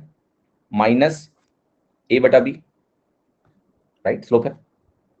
परपेंडिकुलर लाइन का स्लोप कितना होना चाहिए? पैरेलल में इक्वल होता है, परपेंडिकुलर लाइन का स्लोप कितना होता है? तो मैं इसके लिए एक स्टेटमेंट दे रहा हूं, उसको आगे प्रूफ करके दिखाऊंगा अभी आपको। तो लिखो आप, if two lines are perpendicular, two lines with slope m1 m2 are perpendicular, then m1 into m2 is equal to -1। ये -1 क्यों होता है इसको आगे हम अभी देख लेंगे। स्लोप का प्रोडक्ट -1 के बराबर होना चाहिए। तो ये जो लाइन मान लिया दी हुई है आपको, आप इसका स्लोप m1 लिख लीजिए, माइनस a बटा b है। आप बताइए m2 की वैल्यू यहां से क्या आएगी? क्या वो b बटा a आएगी? यस और नो? अगर m1 माइनस a बटा b है तो m2 b बटा a होना चाहिए, तभी प्रोडक्ट -1 बनेगा। अब जो मैं लाइन की क्वेश्चन लिखने जा रहा हूं कि equation of lines perpendicular to L1 क्या होगा? जैसे यहाँ ax प्लस बी वाई है, वहां पर आप लिखोगे bx माइनस ए वाई। जब आप bx माइनस ए वाई लिखोगे तो आप स्लोप देखो क्या आ रहा है आपका? Minus of coefficient of x minus b upon coefficient of y। Minus है तो b बटा a स्लोप हो गया, प्लस k बराबर 0, प्लस k बराबर 0। यस और नो? यस और नो? bx माइनस ए वाई प्लस k बराबर 0। अब वही कहानी है अगेन कि k की वैल्यू कैसे निकलेगी? मैं एक पॉइंट दे दूंगा तुमको कि ये परपेंडिकुलर लाइन एक पर्टिकुलर पॉइंट से गुजर रही है, आप रख के k की वैल्यू निकाल लेना तो फिक्स हो जाएगी। क्लियर? ओके, अब हम आते हैं ये वैल्यू जो मैंने लिखी है, ये इसको समझते हैं कि ऐसा क्यों होता है। तो लेट अस से मेरे पास दो लाइंस हैं लाइक दिस। ठीक, कोऑर्डिनेट सिस्टम में मेरे पास कोई भी दो लाइंस हैं, और इन दोनों लाइंस के बीच का मान लिया मुझे एंगल निकालना है। I am interested in finding the angle. तो थोड़ी देर के लिए काम कर लेते हैं, ऐसा कर लो आसानी के लिए बस, राइट? ऐसे रहने दो। इसका स्लोप मान लेते हैं m1 है, ये मान लेते हैं पॉजिटिव x एक्सिस से θ1 एंगल बना रही है। तो क्या m1 की वैल्यू tan θ1 होगी? इस लाइन का स्लोप मान लेते हैं m2 है और पॉजिटिव x एक्सिस से ये कोण बना रही है θ2, तो m2 की वैल्यू tan θ2 होगी। आप बता सकते हो इसके बीच का एंगल क्या होगा? ये θ2 माइनस θ1 होगा। भाई आप विजुलाइज करो कि एक पॉइंट है x एक्सिस से पॉजिटिव, उससे एक ने बनाया है θ2 कोण और एक ने बनाया है θ1 कोण, तो इनके बीच का एंगल क्या होगा? θ2 माइनस θ1 होगा। यस और नो? क्लियर? अब इनके बीच के एंगल को अगर मैं रिप्रेजेंट करने जाऊं तो मैं लिखूंगा tan θ2 minus θ1 tan a minus b का फॉर्मूला लगा दो, तो आपको क्या मिलेगा? tan θ2 minus tan a minus tan b upon 1 plus tan a tan b मिलेगा। गौर से देखना आप इस बात को, ये वैल्यू किसके बराबर हो गई? m2 minus m1 upon 1 plus m1 m2।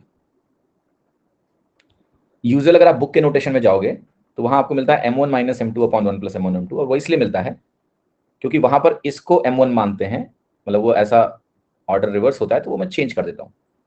आप ये मान लो कि ये वाली लाइन θ2 कोण बना रही है और ऊपर वाली लाइन θ1 बना रही है, तो कोई दिक्कत नहीं, ये m2 कहलाएगा, ये m1 कहलाएगा। ऑलराइट, तो ये वैल्यू आपकी हो गई m1 minus m2 upon m1 plus m2। दूसरा एक चीज देखना कि लाइंस के बीच का कोण ये भी है और ये वाला भी है,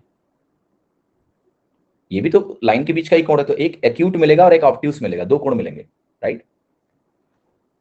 बट दोनों में रिलेशन है, 180 का डिफरेंस होगा। जैसे मान लिया 30 डिग्री आया, तो 30 है, 150 भी है, ये भी तो लाइन के बीच का ही कोण है। तो इसलिए अगर कभी ये नेगेटिव भी आ जाए तो नेगेटिव कंसीडर नहीं करना, इसलिए एक मॉडुलस का साइन लगा लो आप, ताकि हम पॉजिटिव वैल्यू कंसीडर करके जो एक्यूट एंगल है वो निकाल लेंगे। क्योंकि नेगेटिव आया तो क्या है, बेसिकली आप ये वाला एंगल प्राप्त कर रहे हो, ये वाला एंगल, राइट? तो एक्यूट वाला एंगल निकाल लेंगे, तो मॉड लगा सकते हो, इसको मॉडुलस साइन बोलते हैं। तो ये हो गया tan θ1 माइनस θ2।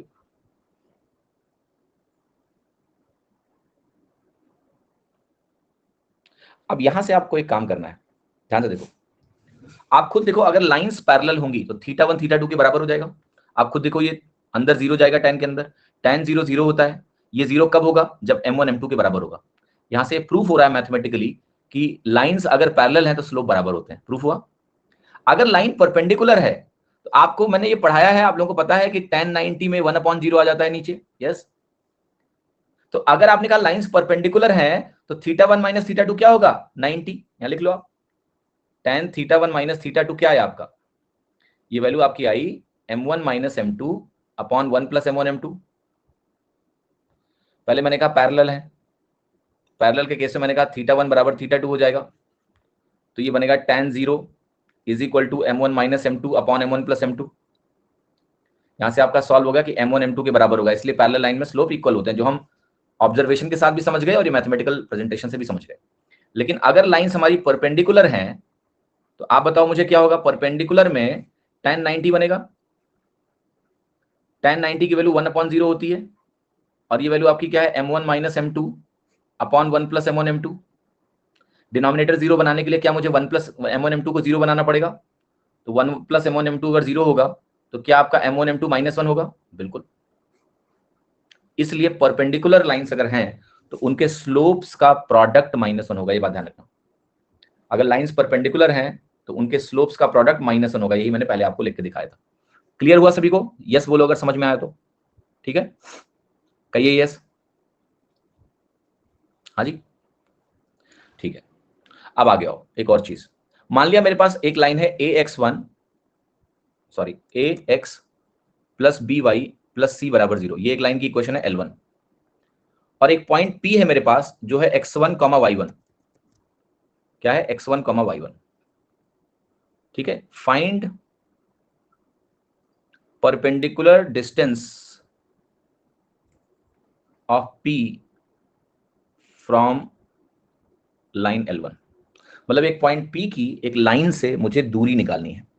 ये चाहे मैं परपेंडिकुलर डिस्टेंस बोलूं या फिर मैं डिस्टेंस बोलूं, एक ही बात है। क्योंकि देखो, मान लिया ये लाइन है मेरे पास और मेरे पास एक ये पॉइंट है P, तो जब डिस्टेंस निकालनी है तो कौन सी निकालोगे तुम? ये देखो, हर जगह तो अलग अलग डिस्टेंस आ रही है, तो ऐसे तो अनगिनत डिस्टेंस तुम्हारे हिसाब से हो जाएंगी। इसलिए चाहे डिस्टेंस बोला जाए या परपेंडिकुलर डिस्टेंस बोला जाए, इसका मतलब होता है हमेशा एक पॉइंट से अगर आप एक लाइन की दूरी निकाल रहे हैं तो इसका सिंपल सा मतलब होता है परपेंडिकुलर डिस्टेंस। तो ये ध्यान रखना। तो ये जो डिस्टेंस है मान लिया d, ये कैसे निकलता है, इसका फॉर्मूला मैं लिख रहा हूं। d की वैल्यू जो होती है डिस्टेंस d, ये आपका होता है ax1, मतलब x की जगह x1 रख दो, y की जगह y1 रख दो, ax1 plus by1 plus c upon square root of a square plus b square. और इसके आगे आप मॉडुलस का साइन लगा लो, क्योंकि अगर ये नेगेटिव भी आया तो हमें तो डिस्टेंस लेना है, तो हम पॉजिटिव मैग्नीट्यूड कंसीडर करेंगे।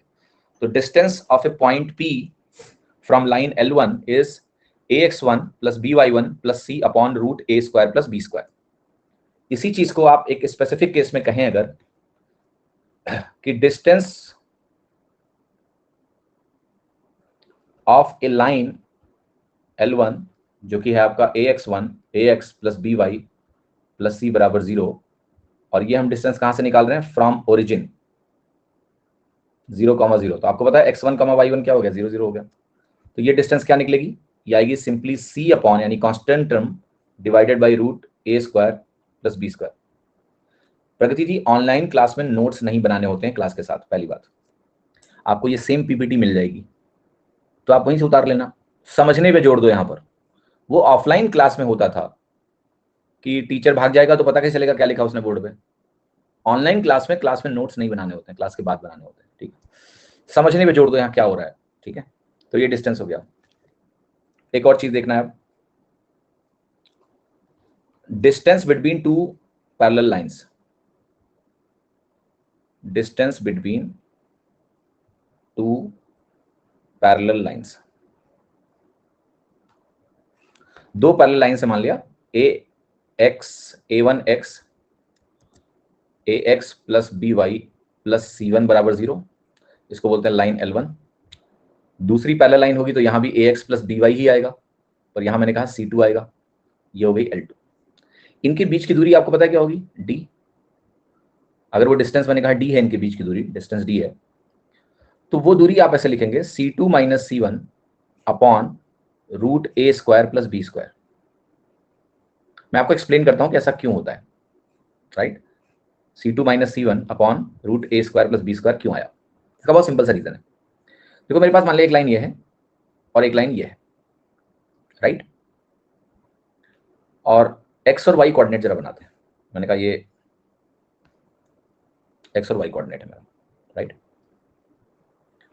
लाइन को थोड़ा पूरा बना लेते हैं, तो एक लाइन को ऐसे एक्सटेंड कर लो और इस लाइन को भी हम थोड़ा सही एक्सटेंड कर लेते हैं। ठीक है, ध्यान से। दो लाइनों के बीच की दूरी कैसे निकलेगी, तो हमने कहा ओरिजिन से मैं इस लाइन पे एक परपेंडिकुलर डालूंगा L2 लाइन पे, और एक L1 पे डालूंगा। तो L2 पे जब मैं परपेंडिकुलर डालूंगा तो वो डिस्टेंस कैसे निकलेगी, अभी बताया मैंने आपको कि ओरिजिन से दूरी कैसे निकालते हैं, constant term upon root a square plus b square, इसका मॉडुलस लगा दो, right. c upon a square plus b square आपका होता है। तो आप यहां आओगे तो कहोगे कि L2 पे क्या मिलेगा आपका, c2 upon root a square plus b square आएगा। फिर L1 पे निकाल लो, वो आएगा c1 upon root a square plus b square. दोनों को घटा दो तो ये डिस्टेंस आ गई। L1 L2 वैल्यू डिफरेंट होगा सर। सूरज जी, L1 लाइन है, L2 लाइन है, तो लाइन की तो वैल्यू नहीं बोल सकते हो आप C1 C2 की बात करो। L1 L2 is a line, उसकी कोई वैल्यू नहीं होती है। L1 is representation of a line 1, वो कोई वेरिएबल नहीं है आपका। C1 C2 अलग होगा ना, वरना लाइन तो सेम हो गई ना अगर अलग अलग नहीं होगा तो, राइट। आप कहोगे सर ये बात मुझे समझ में आ गई, लेकिन सर अगर ये दोनों लाइनें ओरिजिन के आर पार हो तो, यार ए और बी अगर सेम नहीं होगा सूरज, तो लाइन पैरेलल कैसे होगी। पैरेलल लाइन की डेफिनेशन क्या थी, थोड़ी देर पहले हमने पढ़ा कि नहीं पढ़ा, कि सेम होना चाहिए आपका। लाइन पैरेलल रखोगे तभी डिस्टेंस निकलती है उनके बीच में, वरना दूरी नहीं निकलती है। आपने कहा लाइन का मामला सर ऐसे भी तो हो सकता है कि एक ओरिजिन के इधर हो और एक ओरिजिन के उधर हो, तो भी कोई दिक्कत नहीं है। यहां से आपने परपेंडिकुलर डाला, यहां से परपेंडिकुलर डाला एक पे, यहां से डाला एक पे। अब आप कहोगे सर लेकिन यहां तो बड़ी गड़बड़ हो जाएगी, क्योंकि आप कहोगे सर ये L1 है ये L2 है, यहां तो जुड़ जाएंगी दोनों दूरियां, और अगर मैंने C2 माइनस C1 कर दिया तब तो कांड हो जाएगा। भाई C2 माइनस C1 मतलब घटा दिया, ऐसा नहीं है। ये इसका y इंटरसेप्ट अगर नेगेटिव है, तो जब तुम C2 माइनस C1 करोगे ना, तो ये C1 नेगेटिव होगा। अगर ये नीचे है तो ये जुड़ ही जाएंगे। कोऑर्डिनेट में यही तो मजेदार बात होती है कि जब आप कोई भी डेरिवेशन करते हो और वो डेरिवेशन आपने जनरली दोनों वैल्यूज को पॉजिटिव मान के कर लिया, अगर ये केस बनेगा तो C2 माइनस C1 जब आप करोगे, C1 आपका अपने आप नेगेटिव होगा। C1 has to be negative, तभी वो लाइन नीचे होगी। तो that will be taken care of. Line चाहे एक तरफ हो ओरिजिन के या एक इधर हो एक उधर हो, C2 माइनस C1 को आप मैग्नीट्यूड के साथ ही रखिएगा। अगर C1 नेगेटिव है तो नेगेटिव डालो, C2 अगर नेगेटिव है तो नेगेटिव डालो। जैसे मैं एग्जांपल दे रहा हूं आपको, मैंने आपसे कहा कि मेरे पास एक लाइन है 3x plus 4y plus 7 equal to 0। मैंने कहा यहां पर मेरे पास है 3x plus 4y minus 8 is equal to 0। ये क्या बता रहा है आपको कि लाइन ओरिजिन के लेफ्ट एंड राइट है। दूसरी लाइन में बोलता हूं कि 3x plus 4y plus 7 is equal to 0, 3x plus 4y plus 4 equal to 0। यहां जब आप निकालोगे तो तुम्हारा C1 पॉजिटिव है, C2 नेगेटिव है। आप जब C2 माइनस C1 करोगे तो C2 minus 8, C1 minus 7, C2 minus C1, C1 positive है। यहां पर वैल्यू आपकी आ गई √3² प्लस 4²। बाहर मॉडुलस लगाओ तो वैल्यू आपकी आ गई -15/5। तो 15/5 है जो कि 3 यूनिट हो गया। जब यहां आप यही काम करोगे तो आप कहोगे C2 मेरा 4 है, C1 मेरा 7 है, C2 minus C1 upon √3² plus 4²। बाहर मॉडुलस लगाया तो ये वैल्यू आपकी आ गई 3/5। तो जो C2 माइनस C1 आप कर रहे हो उनको साइन के साथ डालना है आपको। तो आप ओरिजिन के दोनों तरफ हो नहीं हो सारा कुछ क्लियर हो जाता है, उसमें कोई तकलीफ की बात आपकी नहीं होती, सब ठीक है। कितने लोगों को समझ में आई मेरी बात? यस, यस समझ में आई? यस बोलो, नहीं है तो नो बोलो। हाँ जी। अच्छा, इतना करने के बाद चलो सवाल लगाते हैं, ठीक है। एक ही क्लास में सारी थ्योरी पे बोर नहीं करता हूं मैं तुमको। आपके पास इतने अस्त्र आ चुके हैं कि हम लोग अब सवाल कर सकते हैं। चलो सवाल करते हैं, उससे चीजें आपकी पक्की हो जाएंगी, ठीक है। लेकिन पहला सवाल ही सेंट्रॉइड का है, तो आपको सेंट्रॉइड समझना पड़ेगा। सेंट्रॉइड आप जानते हो क्या होता है? गुरुत्व केंद्र होता है, मीडियंस के इंटरसेक्शन से बनता है। तो देखो, अगर एक त्रिभुज है, मान लिया x1, y1 है, b हमारा x2, y2 है, c हमारा x3, y3 है, एक ट्राइंगल है। तो इसका जो g है, g हमारा मान लेते हैं सेंट्रॉइड है। तो सेंट्रॉइड का जो कोऑर्डिनेट होता है, सेंट्रॉइड का जो कोऑर्डिनेट बनेगा पता है क्या बनेगा आपका?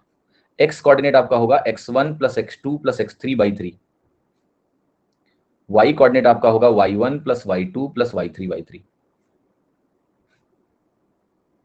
यहां पर मैं एक पॉइंट I बना रहा हूं, I मैं यहां लिख देता हूं इन सेंटर है।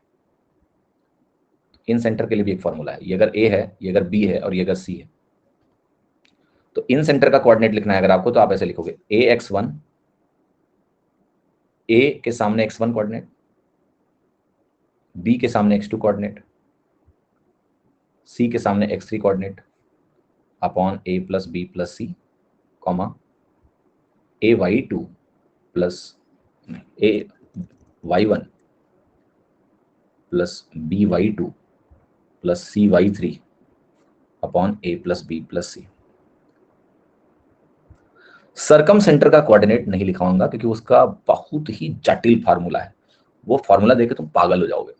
इसलिए सरकम सेंटर निकालने का तरीका सिखाऊंगा मैं आपको, कैसे निकालना होगा सरकम सेंटर का coordinate. That I will show you in actual question. क्योंकि एग्जाम में जो सरकम सेंटर का निकालने का आएगा सवाल, वो मोस्टली आप देखोगे कि वो क्वेश्चन होगा राइट एंगल ट्रायंगल का। तो I will show you how to find it, उसका कोई फॉर्मूला जानने की जरूरत नहीं है, राइट। तो ये आपका फॉर्मूला है ट्राइंगल के केस में जो आपको ध्यान रखना है, राइट। एक और चीज यहां पर कर लेते हैं। एक पॉइंट मान लिया मेरे पास A है x1, y1, एक पॉइंट मान लेते हैं B है जो कि हमारा x2, y2, और एक पॉइंट C है जो है हमारा x3, y3। मेरा एक सवाल है आप सभी से कि अगर ABC कोलिनियर है, कोलिनियर का मतलब समझते हो? कोलिनियर को हिंदी में बोलते हैं संरेखीय। तो इसकी क्या कंडीशन है? अगर ये लाइंस कोलिनियर है तो व्हाट इज द कंडीशन? तो पहली कंडीशन तो लॉजिकली समझते हैं कि what is the meaning of collinearity. आप कहोगे तीनों पॉइंट हमारे एक ही लाइन में हो गए। एक बात बताओ आप मुझे, क्या हम AB का स्लोप और BC का स्लोप लिखे बराबर होंगे? तभी तो कोलिनियर होंगे। स्लोप अगर अलग अलग हो गया, एक ही लाइन पे दो पॉइंट पकड़ के स्लोप निकालोगे, सेम ही आएगा ना। तो आप यहां निकालिए स्लोप ऑफ AB और इसको बराबर कर दीजिए स्लोप ऑफ BC। आप इवन स्लोप ऑफ CA भी कर सकते हो, बट कोई भी दो कर लो, काम चल जाएगा आपका। तो स्लोप ऑफ AB क्या होगा, x2 y2 minus y1 upon x2 minus x1। ये वैल्यू आपकी बराबर हो जाए BC, मतलब x3 minus x2 upon y3 minus y3 minus y3 minus y2 upon x3 minus x2। बस हो गया प्रूफ। अब कोई भी तो पकड़ के स्लोप बराबर करने हैं आपको, तो एक तो ये तरीका हो गया। दूसरा एक और तरीका है एक्चुअली में, कि अगर मैं आपसे बोलूं कि मेरे पास एक ट्राइंगल है, एक अदर वे, अल्टरनेट वे। तो अगर मुझे एक ट्राइंगल दिया जाए और ट्राइंगल का कोऑर्डिनेट में लिखूं आपके सामने x1, y1, यहाँ लिखूं मैं आपका x2, y2, यहाँ पर मैं आपका लिखूं x3, y3। अगर ऐसा ट्राइंगल है मेरे पास, तो तीनों कोऑर्डिनेट अगर पता हो तो मैं ट्राइंगल का एरिया निकाल सकता हूं, राइट। तो ट्राइंगल का जो एरिया आता है ना, उसका फॉर्मूला बनता है half x1, y2 minus y3। जब x के साथ 1 आया तो y2 3 1 2 3। तो आप ये बस पैटर्न देखना कि एक साइक्लिसिटी मेंटेन होगी यहाँ पर 1 2 3, राइट। x1 लिया तो y2 माइनस y3 किया, ये साइक्लिक डायरेक्शन पकड़ो। फिर मैंने यहाँ पर लिया x2, जब मैं x2 लूंगा तो 3 एंड देन 1, तो ये आएगा y3 माइनस y1। और जब मैं x3 लूंगा तो आगे 1 और 2 आएगा, तो y1 माइनस y2। ये ट्राइंगल के एरिया का फॉर्मूला होता है, यू कैन पुट मॉडुलस ताकि पॉजिटिव आए। तो दूसरा तरीका कोलिनियरिटी का ये होता है कि देखो, अगर ये वैल्यू 0 आ जाए, इसका क्या मतलब है कि एरिया 0। अगर ट्राइंगल का एरिया 0 हो गया, मतलब क्या हो गया, ट्राइंगल बना ही नहीं। ट्राइंगल कब नहीं बनेगा, जब तीनों पॉइंट एक ही लाइन में होंगे। तो सब्जेक्टेड टू कि अगर तीनों पॉइंट एक लाइन में आएंगे तो एरिया 0 हो जाएगा, तो हम ट्राइंगल के एरिया का फॉर्मूला भी यूज कर सकते हैं टू प्रूव कि पॉइंट कोलिनियर है कि नहीं है, राइट। तो मैं यहां पर लिखता हूं आगे कि अगर पॉइंट कोलिनियर होंगे, if points are collinear, if points are collinear, area of triangle formed will be equal to 0, क्योंकि ट्राइंगल तो बनेगा ही नहीं। तो क्या होगा फिर, हाफ से तो कोई मतलब ही नहीं, क्योंकि हाफ इंटू समथिंग सब 0 करोगे तो हाफ तो कट ही जाएगा अपने आप। आप कहोगे x1 into y2 minus y3 plus x2 into y3 minus y1 plus x3 into y1 minus y2, ये वैल्यू 0 होनी चाहिए। तो ये भी एक कंडीशन है कोलिनियरिटी की जो आप यूज कर सकते हैं कि ये 0 होना चाहिए। तो दो तरीके बता दिए, स्लोप मैच करके कर सकते हैं, एक ये कर सकते हैं, राइट। अब चलो सवाल पे चलते हैं। पहला सवाल क्या कह रहा है आपसे कि हमें सेंट्रॉइड का कोऑर्डिनेट बताना है ट्राइंगल का, जिसके वर्टिसेस ए बी सी हमें क्या दिए हैं, 2,5 -4,0 5,4। ठीक है। तो आप ये कहोगे कि भाई x1, y1 मुझे क्या दिया है, 2,5। x2, y2 क्या दिया हुआ है मुझे, -4,0। x3, y3 क्या दिया हुआ है, 5,4। सेंट्रॉइड का कोऑर्डिनेट कैसे निकलता है, x1 plus x2 plus x3 y3 comma y1 plus y2 plus y3 y3। Centroid की ये वैल्यू क्या आ जाएगी, 2 -4 -2 और 5, 3/3 कॉमा 5 0 0 9, ये हो गया आपका 9/3। फिर वैल्यू कितनी आ गई, 1,3। आंसर क्या है, बी, 1,3। ऑलराइट, सभी को समझ में आ रहा है कि नहीं, क्लियर। कोऑर्डिनेट में ना विजुअलाइजेशन भी बेटा बहुत पावरफुल चीज होती है, ऑल्दो इस सवाल में जरूरत नहीं, मैं थोड़ा समझाता हूं। कोऑर्डिनेट जरा बताओ क्या है, 2 5 -4 0 5 4। देखिएगा, बनाता हूं जरा इसको, टेंटेटिवली प्लॉट करो जरा।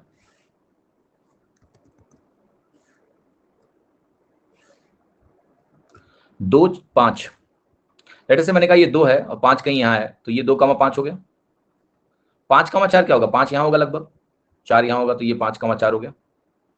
थोड़ा सा स्केल का ध्यान रख के बनाओ, तमीज का डायग्राम बना रहे हैं, मतलब टेंटेटिव ही। और एक -4,0 है, -4,0 यहां बन जाएगा।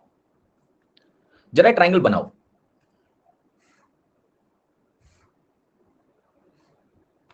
पहला मेरा सवाल आपसे है कि जब ये ट्राइंगल तुमने बनाया तो ये चीज तो बहुत क्लियर है कि ये ट्राइंगल के अंदर ही सेंट्रॉइड होता है, बाहर तो होता नहीं, अंदर ही होगा कहीं, फर्स्ट थिंग।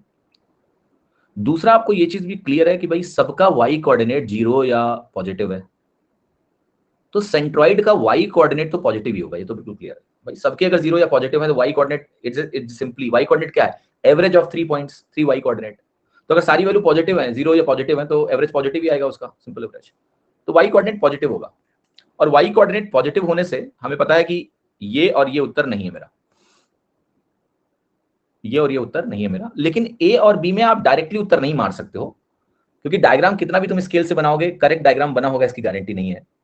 तो ये देख पाना कि भाई सेंट्रॉइड की तरफ, खैर यहाँ पर थोड़ा वेट अगर आप देखो समझो तो आपको सेंस आएगा कि सेंट्रॉइड इस डायरेक्शन में नहीं होगा, लेकिन ये हमारे डायग्राम की वजह से बायस डिसीजन हो सकता है कि हमने डायग्राम उतने स्केल से नहीं बनाया, इसलिए शायद मैं महसूस रहा हूँ ना। आपको दिख रहा होगा ना कि ये पोर्शन थोड़ा हैवी है, तो उधर ही भाग जाएगा एवरेज एक्स कोऑर्डिनेट की अगर हम बात करें तो, राइट। ये -4 है बटे 5 होगा। तो आई एम नॉट सेइंग कि आप एक्स कोऑर्डिनेट का जजमेंट यहाँ से लें, लेकिन वाई कोऑर्डिनेट का जजमेंट तो क्लियर है ना कि पॉजिटिव है, वो यहाँ से देख के भी जान सकते हो। इसका भाई 0 है, ये 4 है, ये 5 है, तो तीनों अगर 0 या पॉजिटिव है तो वाई कोऑर्डिनेट पॉजिटिव होगा। आप जी के सामने इक्वल में 3 लाइंस क्यों बना रहे हो?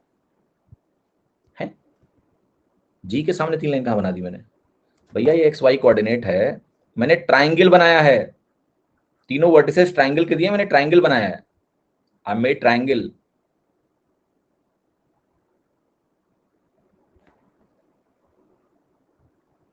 क्या हो गया? समझ में आया? क्वेश्चन जहां सॉल्व हुआ वहां क्या कर दिया मैंने? क्या हुआ यहां पर? क्या हुआ यहां गड़बड़? अच्छा ये, अच्छा, इसके लिए दिक्कत हो रही है क्या? ठीक है, ये बेसिकली सिंबल देखो, नॉर्मली इक्वल जब किसी एक वैल्यू के बराबर किसी चीज को करते हैं ना, x बराबर 3, तो इक्वल का साइन यूज होता है। ये एक कोऑर्डिनेट सिस्टम है, यहां पर मैं अगर g इक्वल टू लिखूं तो वो सरासर गलत है। इक्वल का साइन लगता है equal in value, equal in nature. therefore 3 symbols are usually used for these things, right, not 2 symbols. Equal to मतलब क्या होता है, something is equal to something, but coordinate तो अलग चीज है। कोऑर्डिनेट कोई वैल्यू थोड़ा ना है, ये तो 2 कोऑर्डिनेट्स हैं, तो we should not write equal to वाला सिंबल, ठीक है। चलो आओ क्वेश्चन नंबर 2 पे। Slope of the line AB is -2/3, coordinate of A and B are given, आपको बताना है x की वैल्यू क्या होगी। सो आप A के कोऑर्डिनेट को मान लीजिए x1, y1, B के कोऑर्डिनेट को मान लीजिए x2, y2।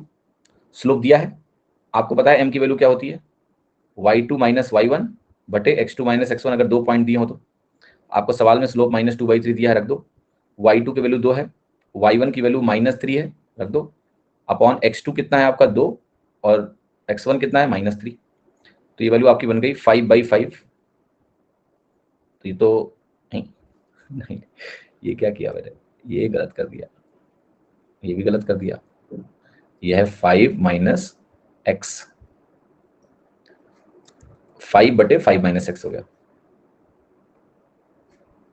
ठीक है। अब यहां से मुझे सॉल्व करना है, तो मैं मल्टीप्लाई करूंगा, तो मैं कहूंगा 5 - x विल बी -15/2, x की वैल्यू आ गई 12.5, 12.5, ठीक है। फॉर्मूला लगाया, वैल्यू पाया। चलो अगला सवाल देखते हैं, क्वेश्चन नंबर 3। अच्छा, यहाँ पर कह रहा है रिफ्लेक्शन क्या है। रिफ्लेक्शन को पढ़ेंगे, बट रिफ्लेक्शन के भी कुछ फॉर्मूले हैं, अननेसेसरीली कंफ्यूजिंग हो जाता है, इसलिए पहले मैं फॉर्मूला नहीं बता रहा हूँ, पहले मैं आपको रिफ्लेक्शन का मतलब बताता हूँ। कितने लोगों ने रिफ्लेक्शन सब फिजिक्स में सुना हुआ है? जैसे शीशे के सामने तुम अपना जब मुंह बना के ऐसे खड़े होते हो ना, तो जो अंदर उसके दिखता है वो रिफ्लेक्शन की वजह से दिखता है। हाँ, तो सुना ही नहीं है रिफ्लेक्शन, आप रोज नहीं शीशा देखते हो अपना, शीशा तो देखते होगे ना, वो क्या है, the property of reflection, right. So it's like if you have a plane mirror और उसमें तुम खुद को देख रहे हो, तो there is no distortion, there is a प्रतिबिंब बनता है। तो अब रिफ्लेक्शन का मतलब कोऑर्डिनेट में क्या है, तुम खुद अभी तुम्हें मजा आएगा समझने में। देखो, ये कह रहा है reflection in the y axis. जब कह reflection in the y axis, मतलब ये जाने क्या कह रहा है कि जो सिसवा लगा हुआ है ना, ये वाई एक्सिस पे लगा हुआ है। तो आप कहोगे अच्छा, यहां शीशा लगा हुआ है, पहले पॉइंट बनाओ अपना। 2 कॉमा माइनस 3.5 यहाँ होगा यस। जब कह रहा है वाई एक्सिस पे रिफ्लेक्शन मारना है ना, तो तुम ये मान लो कि ये पॉइंट अगर तुम्हारा इधर है, सोचो ये पॉइंट सुबह नहा धो के अपना चेहरा देखने जा रहा है, ठीक है, तो शीशा कैसे होगा, ये देखो मस्त दीवार, वाई एक्सिस मान लो दीवार है, इस पर शीशा टंगा हुआ है, टांग देते हैं शीशा। अब इसका रिफ्लेक्शन तुम्हें बनाना है। रिफ्लेक्शन कैसे बनता है, इधर बनेगा। तो आप खुद बताओ कौन सा चीज नहीं बदलेगा, वाई कोऑर्डिनेट नहीं बदलेगा। वाई कोऑर्डिनेट अभी भी -3.5 रहेगा, एक्स कोऑर्डिनेट जो 2 है वो -2 हो जाएगा। तो रिफ्लेक्शन की प्रॉपर्टी ये है कि अगर ये प्लेन मिरर है और ये यहां से कितनी दूर है, 2 की दूरी है एक्स एक्सिस पे, तो यहाँ वो दूरी इधर भी 2 की होगी, बट इधर के डायरेक्शन में होगी, तो इसका कोऑर्डिनेट -2 हो जाएगा। तो वाई एक्सिस में जब भी आप रिफ्लेक्शन करोगे तो एक्स कोऑर्डिनेट बदलता है, वाई नहीं बदलता है। वाई एक्सिस में रिफ्लेक्शन क्या होता है कि अगर अल्फा कॉमा बीटा का रिफ्लेक्शन आप वाई एक्सिस में करो, इसका रिफ्लेक्शन अगर आप वाई एक्सिस में करोगे तो एक्स कोऑर्डिनेट माइनस अल्फा हो जाएगा और वाई कोऑर्डिनेट बीटा ही रहेगा। बट रटने के बजाय if you just try to understand it, तो ये बढ़िया है, क्योंकि बाद में आपको एक समरी शीट दे दूंगा कल, आपको समझ में आ जाएगा सब, ठीक है। तो आंसर क्या हो गया, -2 -3.5। आप अगर सिर्फ इतना सोच लें कि वाई कोऑर्डिनेट नहीं बदलेगा बिकॉज वाई एक्सिस के अबाउट कर रहा हूं मैं, तो एक ही आंसर है जिसमें वाई कोऑर्डिनेट -3.5 है, तो वही सही होगा, वाई कोऑर्डिनेट नहीं बदलेगा मेरा, therefore answer will be B.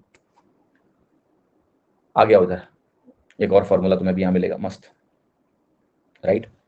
क्या फॉर्मूला है, देखिए फॉर्मूला ये है कि मान लिया मेरे पास एक लाइन है, लाइन नहीं कहना चाहिए, लाइन सेगमेंट, और ये लाइन सेगमेंट है मेरा कि एक पॉइंट है ए जिसका कोऑर्डिनेट है x1, y1, एक कोऑर्डिनेट है मेरा b जो है x2, y2, और एक पॉइंट कहीं बीच में है जो इसको मान लेते हैं m/n में डिवाइड करता है, right. Let's say point p है, तो ये पॉइंट p क्या कर रहा है, इसको m/n में डिवाइड कर रहा है पूरी लाइन सेगमेंट को।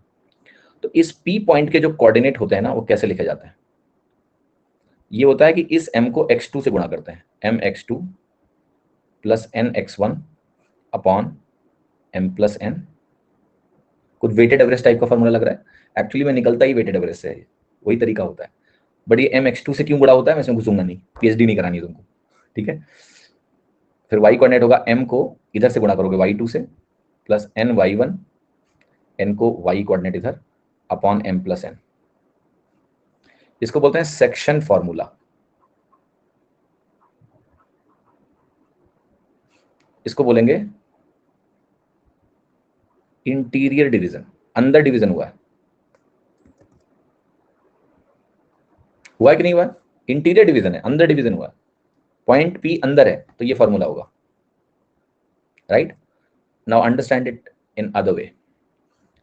लेट अस से मेरे पास एक सेगमेंट है same A B, x1, y1, x2, y2, और लेट अस से मैंने कहा कि मेरा p पॉइंट जो है बाहर है, इसी लाइन पे होगा, बाहर होगा, मतलब इस लाइन को अगर मैं एक्सटेंड करूंगा ऐसे, तो यहां कहीं p पॉइंट है। अभी भी आपकी कहानी यही है कि PA का PB से रेशियो m/n है, दैट इज नॉट चेंजिंग।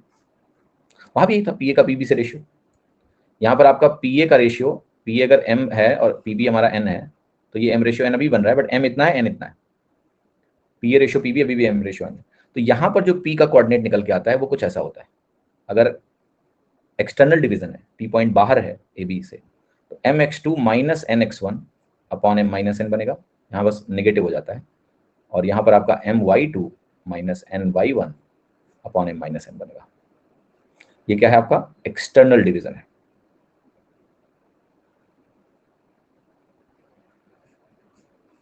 ये दोनों फॉर्मूले हैं, बस ध्यान रखिएगा इसको, ठीक है। तो इस सवाल पे आता है, एक लाइन सेगमेंट है BC, B और C, B है 4, -4, C है 0,6, A divide segment BC in the ratio 1/3। जब कुछ नहीं लिखा है कि इंटरनल है एक्सटर्नल है, तो आपको इंटरनल ही मानना होता है, ठीक है। ये 1/3 हो गया, A point divide BC in the ratio 1/3। Coordinate A का निकालना है, तो A का कोऑर्डिनेट कैसे निकलेगा, ये हो गया आपका एक तरह से mx1, तो mx2 plus nx1 divided by m+n, यहाँ से हो गया आपका my1 my2 plus n y one upon m plus n, किसके बराबर आई? 3 चौके 12/4, 3 हो गया। 3 से आपको पता है आपका आंसर सी है। ये हो गया 6 - 12 -6/4 -1.5। सो आपका आंसर क्या गया? सी, राइट।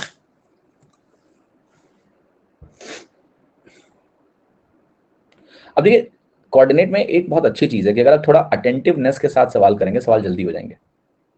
अगर आप ऑप्शन ध्यान से देखो, वाई कोऑर्डिनेट 3 ऑप्शन में पॉजिटिव है, बस एक में नेगेटिव है। यस, सीधे वाई कोऑर्डिनेट ट्राई करते हैं आप। 3 चौके 12 -12 प्लस 6 -6। अगर ऊपर माइनस आ गया तो आंसर नेगेटिव आएगा, वाई कोऑर्डिनेट नेगेटिव होगा, सी आंसर होगा। तो थोड़ा प्रैक्टिस के साथ अगर आप कॉमन सेंस भी अप्लाई करेंगे तो आप थोड़ा क्विकली सवालों को करेंगे। 5वां सवाल, what is the slope of the line parallel to the line passing through this point? तो मुझे अगर 2 पॉइंट दिए हैं, इनसे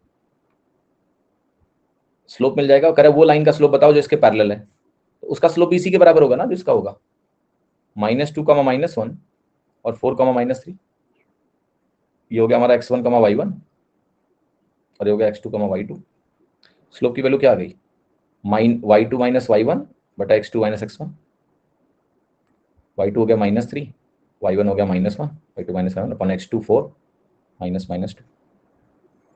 तो ये हो गया आपका -2 अपॉन 6 -1/3। बी हो गया। ठीक है, क्लियर है सभी को? 6वां सवाल देखिए, at what point does this line cuts x axis? ये लाइन x एक्सिस को कहां कट करेगा? देखिए एक बहुत मजेदार बात, अगर आप x एक्सिस को बहुत ध्यान से देखें, चलो इधर लिखते हैं, अलग से दिखाता हूं। आप बताओ x एक्सिस खुद क्या है? x एक्सिस भी एक लाइन है कि नहीं है? ये लाइन ही तो इंफिनिटी तक जाती है। x एक्सिस पे आप कोई भी पॉइंट ले लीजिए, उसका y कोऑर्डिनेट 0 होता है। तो जो x एक्सिस होता है ना, इस पर हमेशा कहीं भी चले जाओ y कोऑर्डिनेट 0 होगा। ये आपकी x एक्सिस की इक्वेशन है, y = 0। ऐसे y एक्सिस पे आप कहीं भी चले जाओ, इसका x कोऑर्डिनेट हमेशा 0 होगा। तो x = 0 अगर लिखूं अलजेब्रा में बेटा, आप किसी से जाके ना, किसी को परेशान करना अपने दोस्तों को, ठीक है, तो उससे जाके पूछो x = 0 लिख दो और बोलो बताओ तुमको क्या दिख रहा है? तो क्या दिख रहा है? x की वैल्यू 0 है। मतलब बक, ये y एक्सिस है। x = 0 is equation of y axis. ये इक्वेशन है भैया, लाइन है पूरी। कोऑर्डिनेट सिस्टम में x = 0 is a line, is a equation of y axis. Algebra में x = 0 का मतलब x एक वेरिएबल, उसकी वैल्यू 0 है। y = 0 x एक्सिस की इक्वेशन है। ये इक्वेशन ऑफ y एक्सिस है। थप्पड़ मार दिया तो इतना कमजोर हो गया तुम कि तुमको कोई भी थप्पड़ मार देता है ऐसे ही है? कोई दबदबा ही नहीं है तुम्हारा, मतलब ऐसे तुम्हें कोई थप्पड़ मार देगा? अरे इतने कमजोर मत बनो जीवन में। हाँ,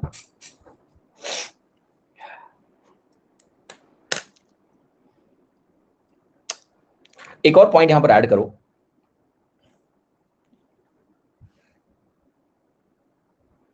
बिना जॉब के दबदबा नहीं है, और जो तुम्हें पीट रहा है उसका जॉब लगी हुई है। जब मैंने बोला कोई दोस्त, तो जो तैयारी कर रहा होगा उसी उसी के बारे में बात करोगे ना, ठीक है? ये क्या है? ये y बराबर मैंने आपके सामने बनाया है b।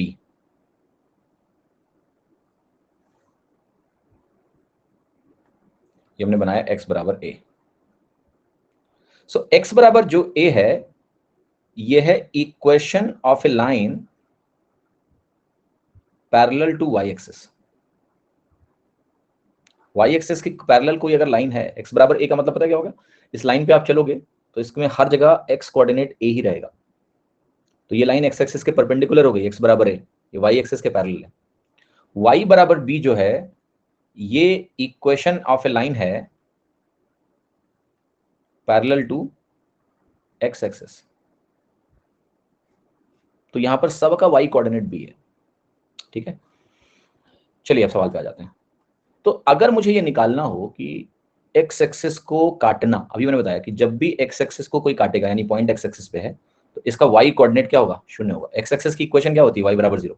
y कोऑर्डिनेट आप 0 रख दो तो 2x + 0 - 6 के बराबर आ गया, x की वैल्यू 3 आ गई। y कोऑर्डिनेट 0 रखने का मतलब यही है कि हम x कोऑर्डिनेट निकाल रहे हैं, क्योंकि y 0 है यानी x एक्सिस से इंटरसेक्शन खोज रहे हैं।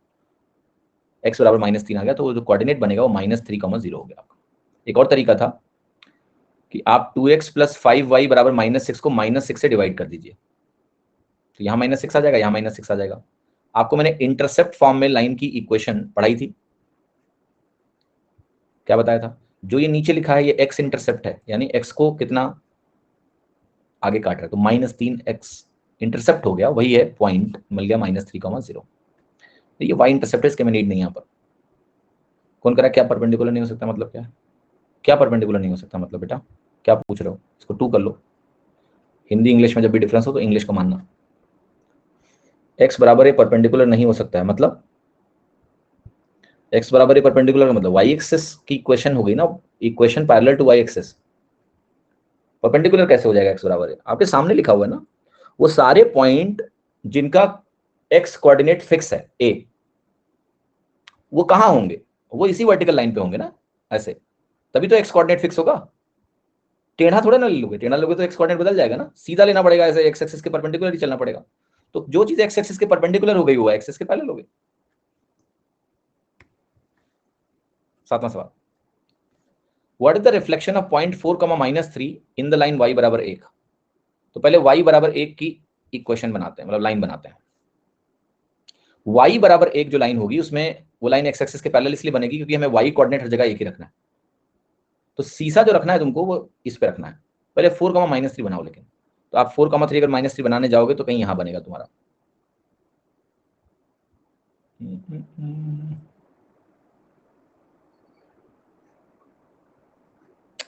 क्योंकि ये x एक्सिस है, ये y एक्सिस, राइट। और थोड़ा सा लाइन नीचे बना लेते हैं, ये हो गया, मान लेते हैं y बराबर 1। अब यहां पर रख दो रिफ्लेक्शन। आपको एक चीज तो क्लियर है कि अगर मैं रिफ्लेक्शन इस पे लूंगा तो मेरा x कोऑर्डिनेट नहीं बदलने वाला है। y बराबर 1 पे रिफ्लेक्शन लोगे तो x कोऑर्डिनेट नहीं बदलेगा, तो x कोऑर्डिनेट तो 4 ही रहेगा, राइट। y कोऑर्डिनेट कैसे होगा? आपको दिख रहा होगा पॉजिटिव जाएगा, आंसर क्या हो गया? बी। भाई उधर बनेगा मेरा इमेज, इधर अगर -3 है तो यहाँ तुम बनाओगे इसके अबाउट तो ऊपर जाएगा, पॉजिटिव हो जाएगा, तो 4 4 रहेगा, पॉजिटिव बनाना तो 5 हो गया, और तो कोई सही हो ही नहीं सकता। चेक करना तो कर लो, ये दूरी निकाल लो कितनी है, तो आपको ये -3 मतलब ये 3 यूनिट हो गई x एक्सिस से नीचे की तरफ, और 1 यूनिट ये है क्योंकि y बराबर 1, तो 4 यूनिट इस शीशे के इधर है, तो यहां से भी 4 यूनिट ऊपर जाओगे आप तो ये 4 बनेगा। तो जो दूरी इस लाइन से हुई, x एक्सिस से हुई, वो कितनी हुई? y एक्सिस की तरफ 4, ये और ये के 5, तो कोऑर्डिनेट में 4,5 हो गया, राइट। 4,5 हो गया, समझ में आएगा नहीं? 4,5 is the answer, you can see it. Formula में सीधा इसलिए नहीं लिखवा रहा हूं क्योंकि जब तक आप ये सीखोगे नहीं ना, तब तक एग्जाम में फॉर्मूला उल्टा पुल्टा लगा के गड़बड़ कर दोगे सब। समझ लो ना इसको, रिफ्लेक्शन क्या होता है, सिंपल सी चीज है। 8वां, what is the slope of the line perpendicular to the line passing through this point? इसका स्लोप निकालो, इस लाइन का, मुझे इसके परपेंडिकुलर लाइन का स्लोप निकालना है, तो इसका स्लोप क्या होगा? y2 minus y1 upon x2 minus x1, इसका स्लोप बन गया -1/3। तो जो इसके परपेंडिकुलर लाइन है उसका स्लोप क्या होगा? 3, क्योंकि m1 को अगर ये मान लें तो m2 की वैल्यू होगी -1/m1, so -1/-1/3 is equal to 3, right. Reflection के केस में क्वाड्रेंट के साइन भी तो रेफर कर सकते हैं ना। हाँ, तो मैंने वही तो किया, यहाँ पर क्या किया मैंने, बोला कि भैया रिफ्लेक्शन में y कोऑर्डिनेट यहाँ पॉजिटिव ही होगा, x कोऑर्डिनेट 4 ही रहेगा, तो आंसर क्या होगा? बी। अगर ऐसा ऑप्शन मिल गया तो बी हो गया, राइट। कोऑर्डिनेट के साइन तो लेने ही पड़ेंगे आपको, बट जब रिफ्लेक्शन आप देख रहे हो तो आपको डिस्टेंसेस देखनी है, राइट, कि 3 1 4, उसी से 4 इधर तो 4 उधर जाएगा, तो x एक्सिस से कितना दूर हो गया? 5 हो गया, ठीक है। 9वां सवाल देखिए, 9th क्वेश्चन, सेंट्रॉइड का कोऑर्डिनेट दिया हुआ है, वर्टेक्स सी का कोऑर्डिनेट हमें निकालना है, ए और बी का दिया हुआ है।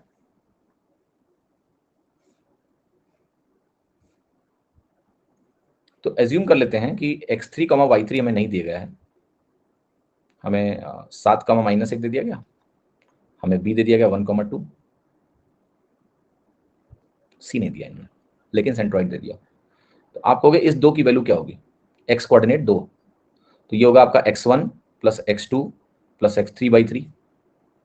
यहाँ से x3 की वैल्यू कितनी आ गई, 3 दूनी 6, 6 - 8 - 2, तो ये दोनों गलत हो गए। अब y कोऑर्डिनेट क्या है, ये भी 2 है, तो y कोऑर्डिनेट आपका यहाँ पर बनेगा -1 + 2 + y3/3। y3 की वैल्यू को निकालने जाओगे तो आएगा 5, तो -2,5 आया ये आंसर, राइट। तो -2,5 इज आंसर, ठीक है, ठीक है या नहीं?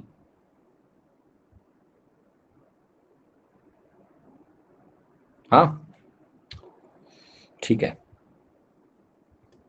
10वां सवाल, एक आपको इक्वेशन दी है ax - 4y = -6, इसका स्लोप -3/2 है, तो कह रहा है बताओ a की वैल्यू क्या है। आप इसको कंपेयर करिएगा ax + by + c = 0 से। तो यहां क्या होता था याद है, माइनस कोफिशिएंट ऑफ x बटा कोफिशिएंट ऑफ y, ये करना है। तो यहाँ जाओ, माइनस कोफिशिएंट ऑफ x क्या है, -a, कोफिशिएंट ऑफ y कितना है, -4। ये वैल्यू मुझे -3/2 के बराबर दी है, a की वैल्यू आ गई 4 × -3/2 -6, सी ऑप्शन, ठीक है, सी ऑप्शन करेक्ट हो गया। Question number 11, what is the equation of a line perpendicular to this and y intercept -3। y intercept आपको -3 लेना है। आपको पता है ये नहीं होगा, ये भी नहीं होगा। कैसे काटा मैंने 15 से डिवाइड करके देख लिया कि यहाँ y इंटरसेप्ट 3 है, -3 नहीं है, और यहाँ y इंटरसेप्ट क्या है, यहाँ भी 3 है, -5 -15 की वजह से, है ना। यहाँ -15 से जब आप डिवाइड करोगे, राइट साइड में 1 बनाओगे, तो -3 यहाँ भी आ सकता है और -3 यहाँ भी आ सकता है, राइट। अब एक चीज मजेदार देखो, अगर ये 5x + 3y है तो परपेंडिकुलर लाइन की इक्वेशन में 3x - 5y दिखना चाहिए, ax + by bx - ay, इसलिए आंसर क्या हो गया, a। तो अगर आप अपना ज्ञान सही से यूज करेंगे तो ज्यादा आसानी से सवाल हो जाएगा। खैर, ट्रेडिशनली करना है प्रॉपर तो ऐसे करोगे, 5x + 3y = 6 है, इसके परपेंडिकुलर लाइन की इक्वेशन क्या होगी, 3x - 5y और bx - ay होता है ना, प्लस k = 0। अब आप करो y इंटरसेप्ट -3, इसका क्या मतलब हुआ, इसका मतलब ये हो गया कि अगर मैं x को 0 रखूंगा तो y की वैल्यू -3 आएगी। y इंटरसेप्ट अगर कभी भी किसी भी लाइन का निकालना होता है तो वो निकलता कैसे है, आप x को 0 रखिए तो y इंटरसेप्ट निकल जाता है। y इंटरसेप्ट मतलब y एक्सिस को कहाँ काटेगा, तो वहां x 0 रख दो आप, y की वैल्यू जो आती है y इंटरसेप्ट होती है। तो आप x = 0 और y = -3 इसमें रख दीजिए।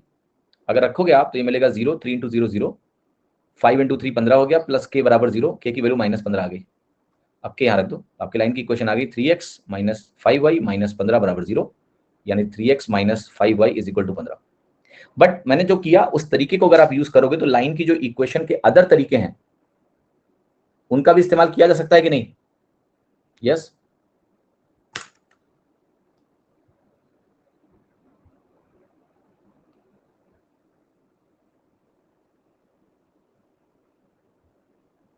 ओके, हाँ जी, तो you will be solving the question faster. कोई 10th का एग्जाम थोड़े ना है कि यार वो स्टैंडर्ड स्टेप्स लिख के करने हैं, we can quickly eliminate options, क्योंकि हमें 10 चीजें पता चल गई हैं, उनका हम इस्तेमाल कर लेंगे। क्वेश्चन नंबर 12 देखो जरा, दो बिंदुओं के बीच की दूरी 13 है, k की पॉसिबल वैल्यू क्या होगी, x1, y1, x2, y2। दूरी का फॉर्मूला लगाओ, √(x2 - x1) का whole square plus y2 - y1 का होल स्क्वायर, ये वैल्यू 13 के बराबर है, राइट।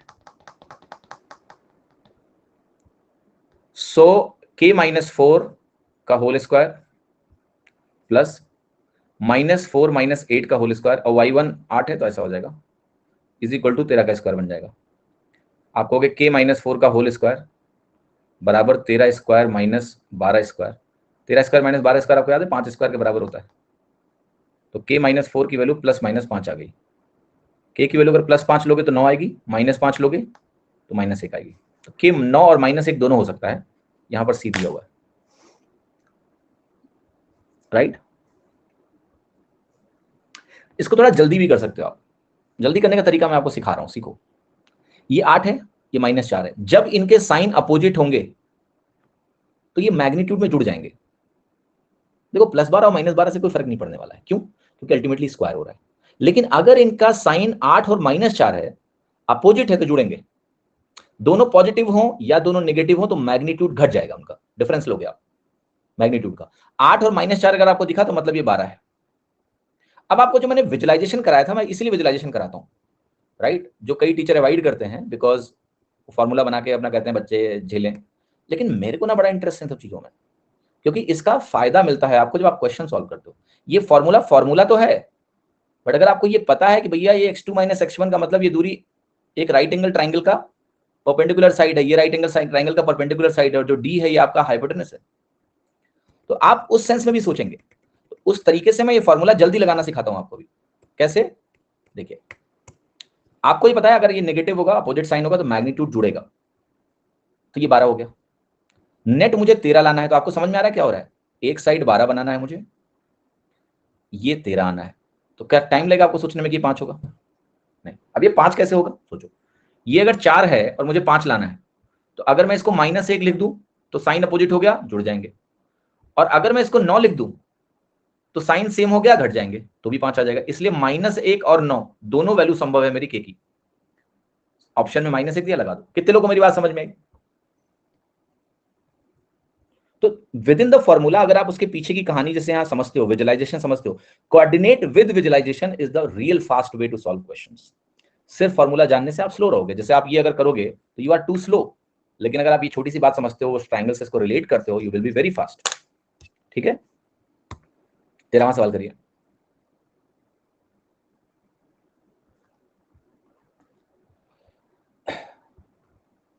डबल रिफ्लेक्शन इस सवाल में, बट घबराना नहीं।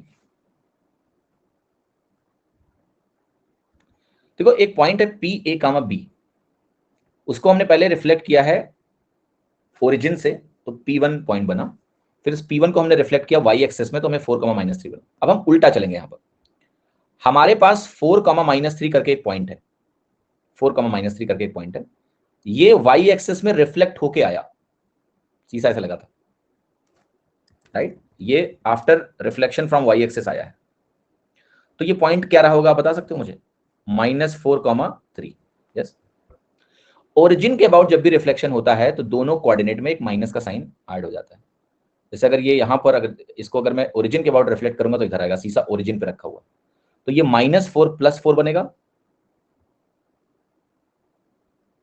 ये तो -3 रहेगा, सॉरी। और ये जो -3 है 3 बन जाएगा। तो आपका जो ओरिजिनल पॉइंट है P, वो 4, 3 है, ये ऑप्शन। तो ये हमारा पॉइंट P1 है और इसका रिफ्लेक्शन ये था, तो यहाँ उल्टा चले, पहुंच गए 4, 3। ठीक है, हाँ जी। 14वां सवाल देखते हैं। एक त्रिभुज दिया हुआ है, उसके वर्टिसेस दिए हैं, कह रहा बताओ ये क्या है?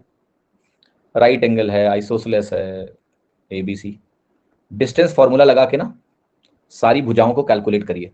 और अभी डिस्टेंस फॉर्मूला कैसे लगाना है, जैसे मैंने सिखाया है। कैसे? AB निकालेंगे तो y कोऑर्डिनेट क्या है, और सीधे y मत देखो ना, पहले x कोऑर्डिनेट देखते हैं। अपोजिट साइन का है, जुड़ जाएगा, तो 4 हो गया, राइट? तो आप करो, एक राइट एंगल है, एक में एक चीज 4 मिल गई मुझे, x coordinate. y coordinate same sign है, घटेगा, तो 4 मिलेगा, तो ये वैल्यू 4√2 हो गई। ऐसे लिखे आप, यहाँ आइए। 3 और -3 है, क्या होगा? जुड़ जाएगा मैग्नीट्यूड में, क्योंकि अपोजिट साइन है, 6 बनेगा। -5 एक अपोजिट साइन जुड़ जाएगा, ये भी 6 बनेगा। तो 6, 6 से क्या बनेगा? 6√2 बनेगा। तो BC वाले केस में ये हो रहा है, ये भी 6, ये भी 6, तो ये 6√2 होगा डिस्टेंस। यहाँ आएंगे, 3 और 1 सेम साइन है, घटेगा, 2 बनेगा। -5, 5, 10 बनेगा। तो अगर 2 और 10 है तो एक साइड 2 बनी, एक साइड 10 बनी। 2 और 10 का नेट निकालेंगे, 2 पहले ही कॉमन लेते हैं, 1 और 5 बनेगा, ये बनेगा √26। 50, 25, 1, 26, तो ये 2√26 है,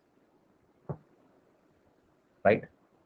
नाउ जस्ट थिंक कि ये क्या है, क्या इसमें कोई सिमिलैरिटी है? तो सबका स्क्वायर कर लें पहले एक बार, राइट एंगल के लिए टेस्ट कर लें। इक्विलेटरल तो नहीं है, दिख रहा है, इक्विलेटरल की कहानी नहीं दिख रही है मुझे।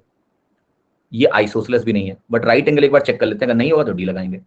तो जरा देखो, 4√2 का स्क्वायर कितना होगा? 32, 36 दूना 72, ये कितना हुआ? 26 चौका 104। इन दोनों का टोटल इसके बराबर है, तो ये राइट एंगल हो गया। आपका AB square plus BC square CA square के बराबर आ गया। आप लोगों ने गलती क्या करी, आपको बस अलग अलग महसूस हुआ और आपने बोल दिया कि राइट एंगल नहीं है। चेक तो कर लो, AB square plus BC square CA square के बराबर है, and therefore it is right angle triangle. मैंने कैसे चेक किया? मैंने तीनों का स्क्वायर किया सीधे पहले, और फिर मुझे दिख गया कि भाई 2 का टोटल तीसरे के बराबर है, सबसे बड़ा है, बाकी दोनों का टोटल उसके बराबर आ गया, तो ये वैल्यू हो गई राइट एंगल। हाँ, रूट 26 इतनी जल्दी कैसे? ज्योति जी ज्योमेट्री में पढ़ाया आपको मैंने कि जैसे 2 और 10 अगर यहाँ दिखा मुझे, तो मैं 2 को पहले ही बाहर निकाल लेता हूँ, तो मैं इसको ऐसे देखता हूँ 1 और 5, फिर 25 और 1 26 बन गया, जोड़ दो। ट्रिपलेट तो नहीं बन रहा है अभिनव भैया। ट्रिपलेट का मतलब तुम क्या समझते हो जरा बताओ मुझे? जो ट्रिपलेट तुम पढ़ते हो वो इंटीजर सुंदर दिखने वाले ट्रिपलेट पढ़ते हो तुम, राइट? पढ़ते हो कि नहीं पढ़ते हो? जो इंटीजर हो तीनों, उनको हम ट्रिपलेट के तौर पे पढ़ते हैं, तो उसका मतलब वही राइट एंगल बनाते हैं। ये क्या है? ये क्या है? ये राइट एंगल ट्रायंगल नहीं है? इतना पिटाई करूंगा ना तुम्हारी अभी। ये राइट एंगल नहीं है क्या? ऐसे तो तुम कांड कर दोगे एग्जाम में, रूट वाली वैल्यू को बोलोगे राइट एंगल ही नहीं बना सकते हैं। भैया जो हम ट्रिपलेट पढ़ते हैं वो सीधे साधे जो बच्चे नहीं होते, बिल्कुल सुधरे हुए, स्कूल में जो नहीं तो बहुत सीधे टीचर की हर बात मानने वाले बच्चे, वो ट्रिपलेट है। बाकी राइट एंगल तो बहुत सारे होंगे ना। चलो 14 सवाल हो गए, यहीं रुकना पड़ेगा। बाकी सारे सवाल कल करने के बाद देख के आना, कोऑर्डिनेट कल ही खत्म होगी। No more classes for coordinate geometry, कल ही खत्म करेंगे। 2 घंटे क्लास लेंगे, कोऑर्डिनेट खत्म करेंगे, राइट? अब क्लास का टाइम 2 घंटे का ही हो गया है क्या? हाँ, इस महीने सोच रहे हैं, नहीं ऐसा नहीं, आएंगे फिर 1.5 घंटे कर लेंगे कुछ दिन के। अभी गैप होना है तो कोऑर्डिनेट खत्म करना है, तो 2 घंटे क्लास लेके चल रहा हूँ मैं। ज्योमेट्री खत्म करनी थी इसलिए 2 घंटे क्लास करी थी, सो दैट जितना टॉपिक फिनिश हुआ, तुम्हारे सर से भी तो लोड हट रहा है ना, यहाँ एक टॉपिक हो गया, इट्स गुड। फिर 1.5 घंटा मेंसुरेशन में कर देंगे, ठीक है? चलिए, ख्याल रखिए अपना। See you tomorrow at 6 PM। Bye bye bye bye bye bye bye bye. छुट्टी होगी शनिवार को, कल क्लास लूंगा, उसके बाद मैं अगली क्लास 16 तारीख को लूंगा शाम को 6 बजे, 16th, ठीक है? तो जोड़ लो कितने दिन की छुट्टी है, और खुश रहो।